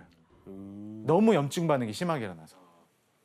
미국 같은 경우는 그 당시에 전시 통제법에 의해서 불리한 전황을 보도하거나 이런 것을 외부에 발설할 경우에 굉장히 무거운 처벌을 받았대요. 그래서 이렇게 독감이 폭발적으로 발생하는데도 아무도 보도를 못한 보도 통제가 일어난 거예요. 그런데 스페인에서는 중립국이니까 언론 통제 이런 거 없이 그냥 있는 그대로 발생 현황을 최초로 보도한 거예요. 그래서 실제로는 미국 캔사스에서 발병한 이 병이 전 세계 사람들은 스페인에서 처음 보도를 했으니까 그래서 지금까지 스페니시 플루라는 단어가 지금까지 나오는 겁니다. 이거 캔자스 독감으로 이름 바꿔야겠는데요? 그러니까 스페인 사람들은 항의 안 하나요 지금? 근데 뭐 이미 너무나 100년 이상 지속이 됐고 한 번에 그러면 바꾸기는. 그 최초 보도를 한번 같이 확인해 볼까요? 1918년도 5월 22일에 스페인의 일간지 ABC 신문을 보면 스페인에서 독감이 유행 중이라는 내용이 실려 있는데요. Cosa rara en verdad resulta dar con un pariente testamentario o amigo que no esté enfermo de la gripe o que convalezca de ella. Esta dolencia se nos ha encajado en Madrid. 그러면 네. 그래서 이렇게 스페인에서는 세계 최초로 독감에 대한 기사가 실린 이후에 후속 보도들이 계속해서 이어졌습니다. 5월 28일에는 스페인 독감에 대한 단독 보도가 이어졌고 기사 제목에는 마드리드에 8만 명 감염되었다라고 되어 있죠.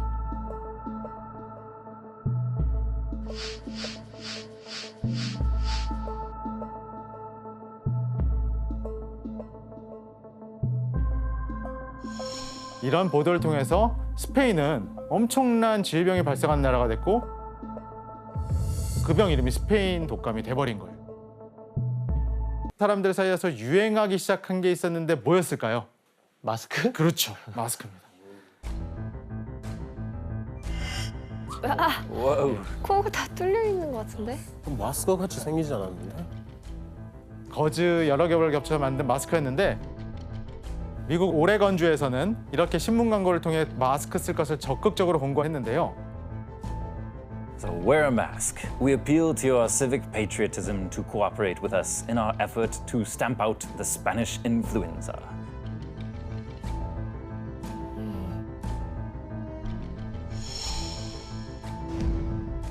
이 당시에 기록에 남아있는 마스크와 관련된 역사적인 사료들이 많은데 미국 경찰들이 단체로 마스크를 쓰고 이렇게 활동을 했어야 됐고요. 메이저리그가 한참 진행되고 있을 때 심판도 포수도 타자도 마스크를 쓰고 있는 그런 사진이 이렇게 기록에 남아 있습니다. 또 다음 사진 보시죠. 어느 가족의 단체 사진인데요. 고양이도 마스크 썼어요. 귀여워. 이렇게 고양이마저도 마스크를 쓴 신세가 된 이런 사진이 화제를 낳은 바가 있습니다. 야, 근데 이렇게 되고 딱 100년 만에 똑같은 다시 같은 그렇죠. 일이 일어났네요. 네, 역사는 반복되는 거죠. 이렇게 한 104년 전에 마스크 쓰는 일이 일상화됐었고 사회 곳곳에서도 스페인 독감을 막기 위한 적극적인 조치들이 취해졌었습니다. 여기 보시면 뭐예요? Spit, spread, death. 침 뱉지 말라는 거죠. 침 안에 고농도의 바이러스가 있으니까 이게 침 뱉는 거를 이미 100년 전에도 이렇게 캠페인 할 정도로. 아, 죽음이 퍼진다. 사실 100년 전이긴 하지만 지금 코로나19 때도 매우 강조했던 모습과 비슷합니다. 환기시켜라. 못 갔네. 소독해라. 뭐 똑같죠. 하지만 이런 방법으로 스페인 독감으로 인한 죽음의 그림자를 쉽게 떨쳐버리기는 사실 쉽지 않았습니다. 감당할 수 없이 죽어나갔던 사람들로 인해서 전에 없었던 굉장히 비극적이고 충격적인 상황들도 벌어졌어요. 바로 너무 많은 사람들이 죽으니까 사람들을 묻을 관이 부족해지는 상황까지 오게 됩니다. 그래서 시체를 처리하지 못해서 며칠씩 집에 시체가 방치되기도 했고, 그리고 장의사들을 구하기가 너무나 힘들어진 탓에 어떤 장의사들은 이때다 해가지고 가격을 6배나 올려서 폭리를 취하기도 했었고, 이뿐만이 아니라 스페인 독감의 공포가 너무나 심하다 보니까 집에 틀어박혀서 나오지도 않았고요. 켄터키주의 농촌 지역에서는 사람들이 음식물을 구하러 밖으로 나오지 않으면서 굶어 죽는 사람들이 생기기 시작했고요. 심지어 스페인 독감에 걸린 부모가 남겨진 자식들을 걱정해서 자식을 살해하는 이런 사건도 벌어지고 와. 그런 비극이 많이 벌어졌습니다.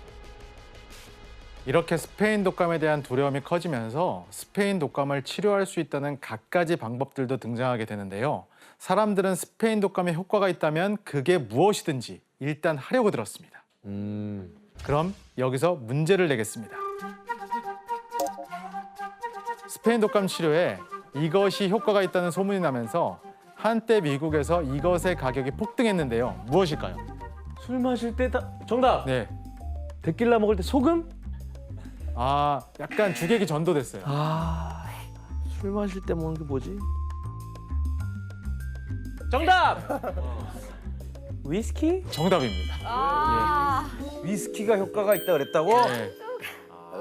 바로 위스키가 스페인 독감의 치료에 도움이 된다고 그렇게 헛소문이 돌면서 위스키 가격이 폭등한 적이 있습니다.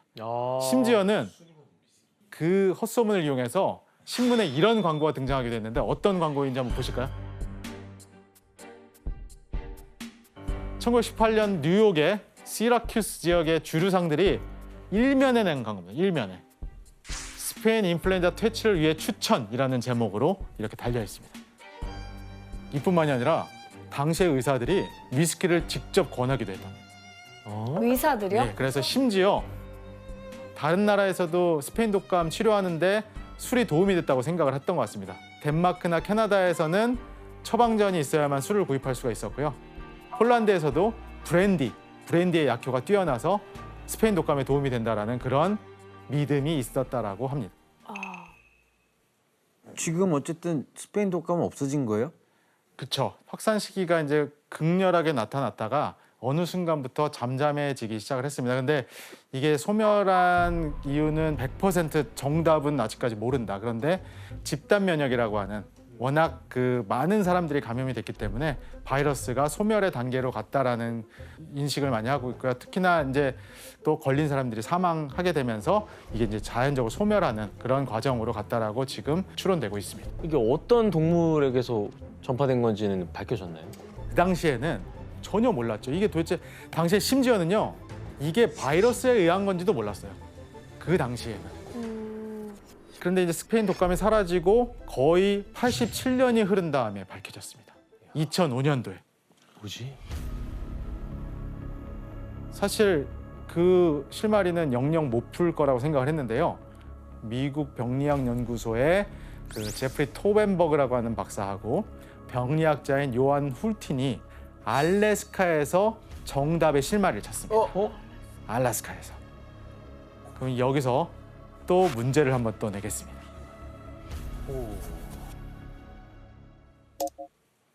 1997년 연구자들은 알래스카에서 스페인 독감의 원인이 된 바이러스를 찾아냈는데요. 도대체 어떻게 찾아낼 수 있었을까요? 그 알래스카에 있는 빙하에 있었던 그 동물의 사체 같은 거에서 그 바이러스를 추출해냈어요. 정답에서 0.3% 모질라요. 네. 아니 잠깐만, 네. 0.3% 이건 네. 정답해줘야 되시는 거 아닌가? 그러니까 자 어떤 사체? 사체? 베르사체? 베르사체. Yes, please. 그 동물이 어떤 동물일까요? 조류? 조류가 아니었어요. 강아지를 키우지 알래스카. 저 여기서 동물이 함정이에요. 아, 동물의 범주는 굉장히 정답. 예. 알래스카에서 죽은 사람 시체를 정답입니다. 와. 그 당시에 워낙에 많은 사람들이 이 스페인 독감에 걸려서 죽었잖아요.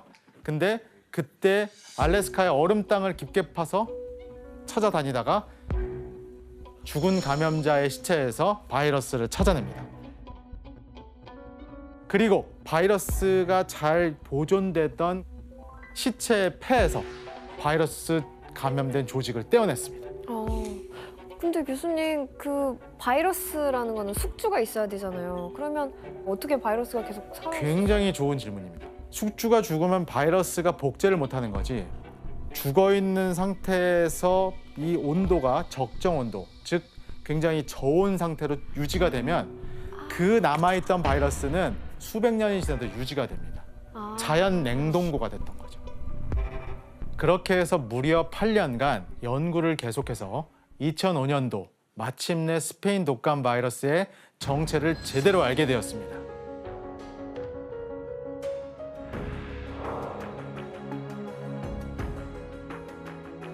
수많은 사람들을 죽게 한 이 바이러스는 도대체 어디서 왔을까요? 어디야? 1918년 스페인 독감의 정체는 바로 조류 독감과 인체 독감이 섞인 A형 바이러스였습니다. 조류 독감 바이러스와 인체 독감 바이러스가 재조합되면서 치명적인 바이러스가 된 거였습니다. 오. 스페인 독감의 원인이 이렇게 규명이 됐고요. 그래서 스페인 독감이 장식한 이런 감염병 역사는 일단락됐다라고 믿고 싶었어요. 그런데 놀랍게도 1920년 사라진 줄 알았던 이 스페인 독감이 2009년도에 다시 부활했습니다. 바로 전 세계적으로 한 15만 명에서 최대 57만 명까지 사망했다라고 알려져 있는 신종플루? 신종플루. 2009년 신종플루. 신종플루 그래 있었지. 오는 10월에 신종플루가 대유행 단계에 접어들 걸로 보인다고 보건당국이 발표했습니다. 미국에서 신종플루 감염자가 2,200만 명을 넘어섰습니다. 전례 없는 속도로 확산되고 있어 발병 건수를 세는 것이 무의미하다고 밝혔습니다. 바이러스 연구하는 학자들끼리 이건 스치기만 해도 감염이 된다라는 정도로 전파력은 셌는데 치사율은 0.05%, 상대적으로 좀 낮았던 게 중요한 특징입니다. 그럼 이제 스페인 독감, 신종플루가 지금 같은 바이러스예요? 그러니까 족보로만 치면 H1N1이라고 하는 1번이 붙어 있는 같은 바이러스인 것 같은데 같은 바이러스는 아니고요. 친척이에요. 그러니까는 먼 친척의 개념이고 이 인플루엔자 바이러스는요. 늘 새로운 변이가 나타나요. 늘 새로운 변이가 나타나는데 저는 오늘 우리 패널들께서 이것만 이해해 주시면 저는 정말 만족할 것 같아요. 우와. 바이러스의 종류에는 DNA 바이러스하고 RNA 바이러스 이렇게 두 종류가 있어요. 얘네가 막 복제를 하다 보면 에러가 나오죠, 실수가. 근데 DNA 바이러스는 실수가 나오면 바로바로 교정을 해요. 그런데 특히 코로나 바이러스 같은 경우는 대표적인 RNA 바이러스거든요. 근데 RNA 바이러스는 그 교정 시스템이 없어요. 그리고 바이러스가 이렇게 생겼는데 이 바이러스 표면에 이 H라는 게 헤마글루티닌. 이게 우리 사람 몸으로 들어오기 위한 열쇠입니다. 이것이 있어야 이 인플루엔자 바이러스가 우리 세포에 열쇠를 열고 들어와요. 그런데 얘네들이 이 몸 안에서 막 섞여요. 새로운 게 나오는 거죠.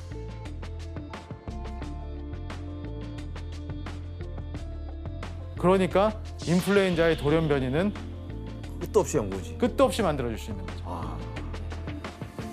그리고 저희 인플루엔자 백신을 매년 맞죠. 이러니까 매년 맞는 거예요. 매년.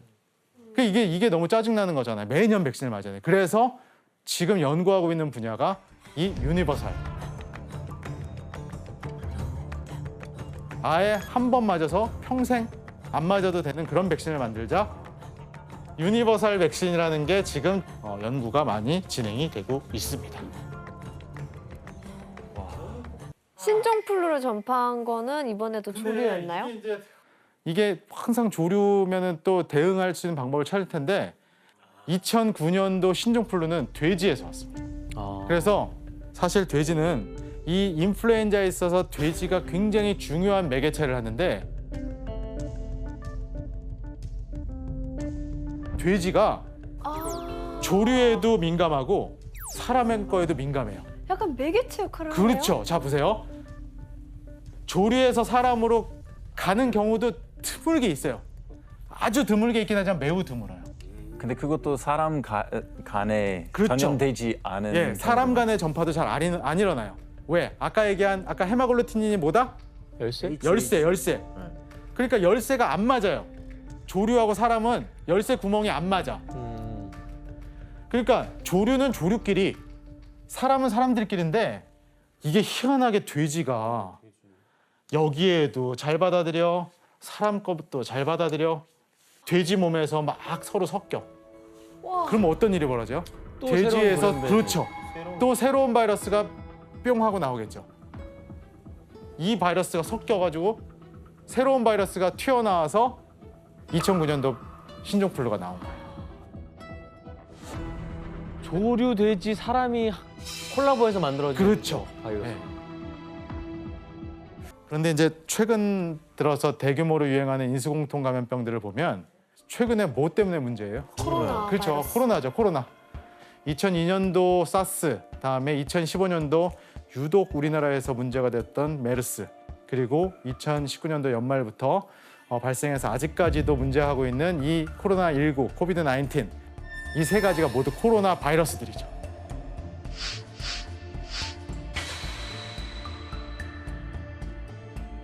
코로나 바이러스가 어떻게 생겼는지 한번 같이 보시고 진행하도록 하겠습니다.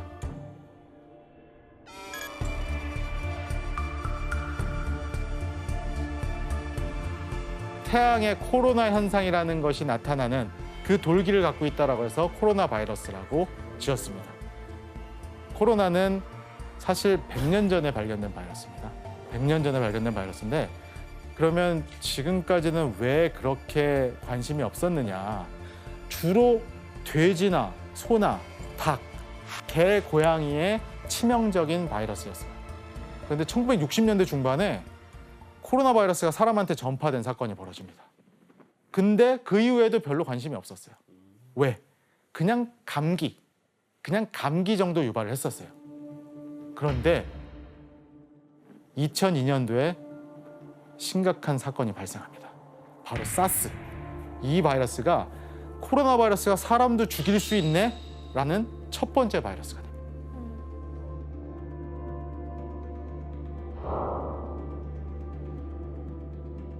사스는 일반적으로 이틀에서 열흘 정도 잠복기를 거친 다음에 고열, 무력감, 두통, 근육통, 코로나19랑 비슷하죠. 네, 이렇게 고열을 유발하고 심한 경우에 호흡부전 때문에 사망할 수 있다고 알려져 있습니다. 사스는 약 8,096명이 감염자가 발생하고 그중에 774명이 사망했습니다. 치사율이 9.6%.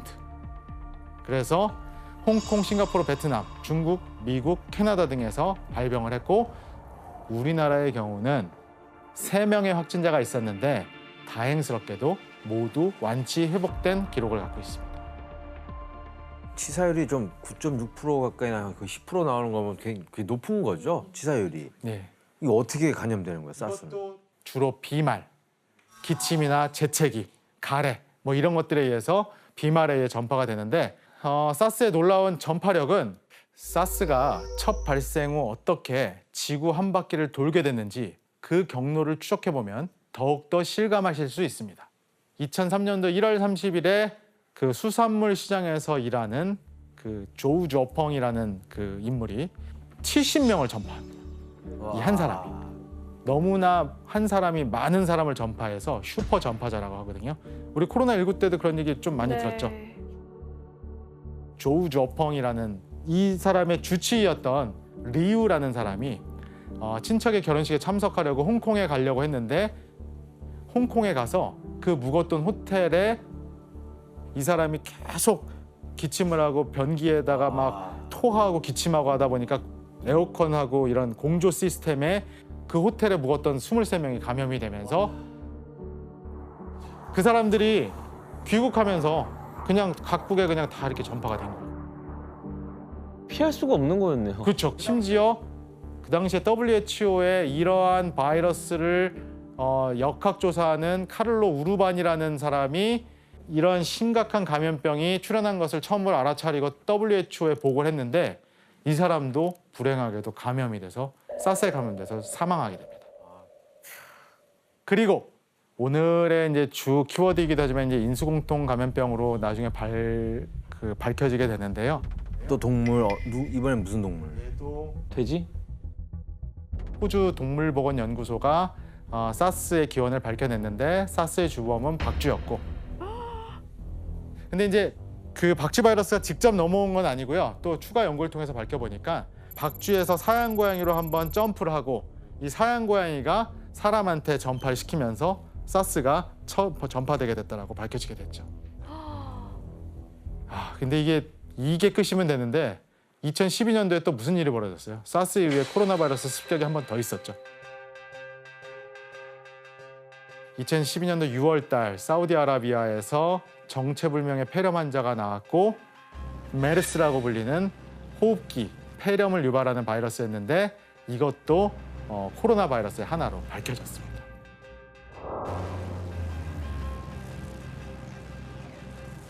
(2012년) 처음 발견된 메르스는 2015년도 6월까지 약 23개 국가에서 1,142명이 발생을 했는데 이 중 465명이 사망해서 치사율은 약 40% 정도라고 알려져 있고 근데 이제 메르스는 치사율도 높고 매우 무서운데 정말 예기치도 않게 우리나라에서 너무 많이 퍼져가지고 38명이 사망하는 이런 결과가 있었습니다.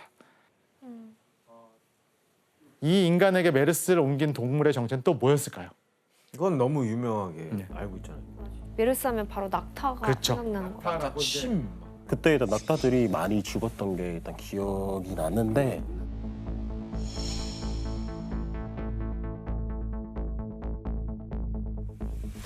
근데 그 낙타도 사실 나중에 알고 봤더니 얘도 마찬가지로 박쥐에서부터 박쥐에서 낙타, 낙타에서 사람 이렇게 전파가 된 걸로 확인이 됐습니다.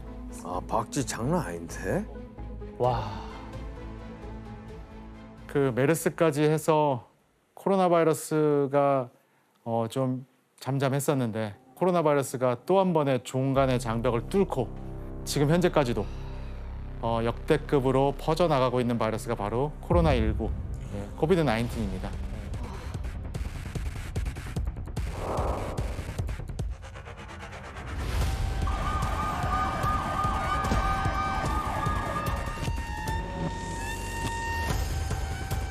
This is the first pandemic caused by a coronavirus. Today, I am officially declaring a national emergency.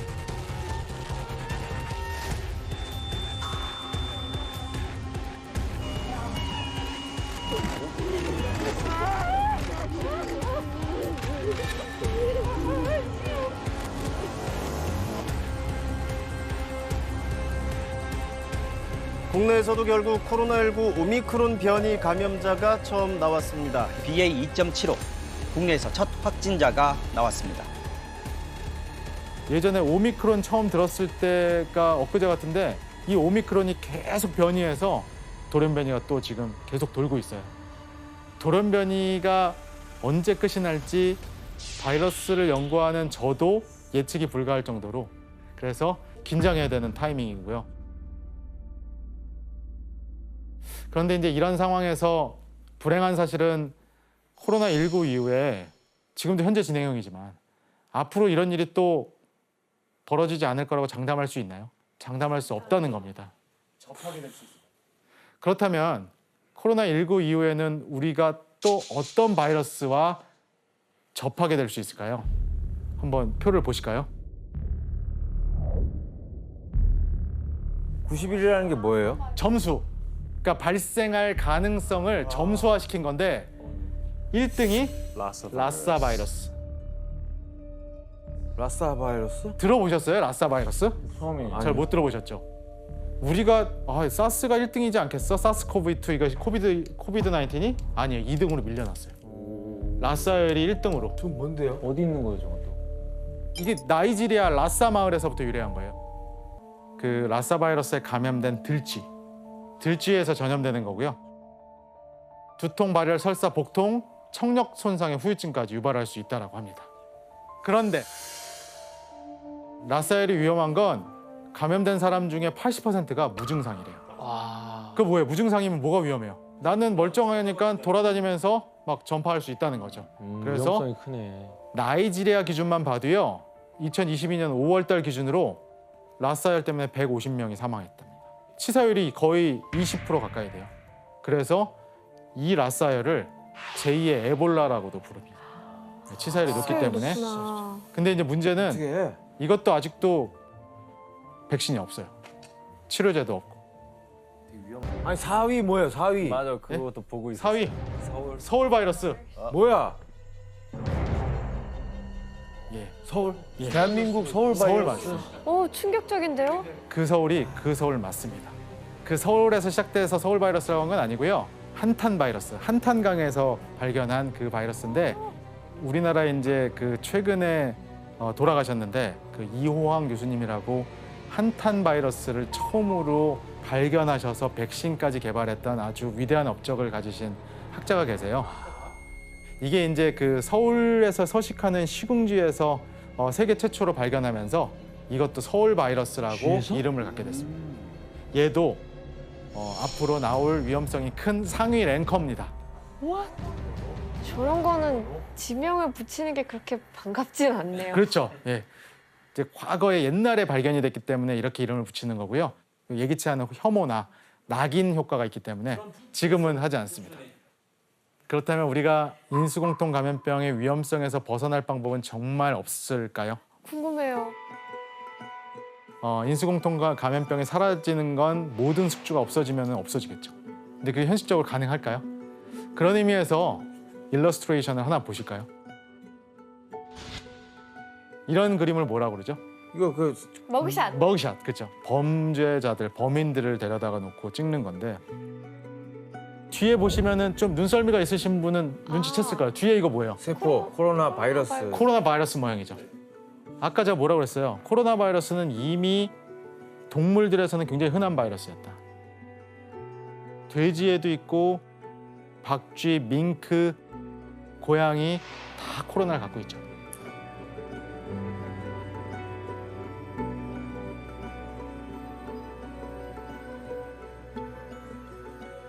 그래서 결국 이런 인수공통 감염병의 모든 원인에는 바로 뭔가요? 인간이 있네요. 바로 인간입니다. 바로 인간이 있다는 거고요. 인수공통 감염병은 우리 인간이 오로지 우리의 편의를 위해서 이익을 얻기 위해서 동물을 잡고 죽이고 또 그들의 생태계를 훼손하면서 벌어진 일이죠. 바이러스의 전파자가 된 박쥐만 보더라도 인간이 무분별한 개발로 박쥐의 서식지를 파괴하면서 오명을 쓰게 된 거고, 그리고 인간이 유발한 기후변화 역시도 인수공통 감염병에 큰 영향을 주는 것으로 파악되고 있습니다. 최근 연구에 따르면요, 지구의 평균 온도가 2도 상승할 경우에 2070년이 되면 15,000종 이상의 새로운 종간 전파 바이러스가 늘어날 것이다 라고 전망하기도 하고 있기 때문에 점점 안 좋은 상황으로 가고 있습니다.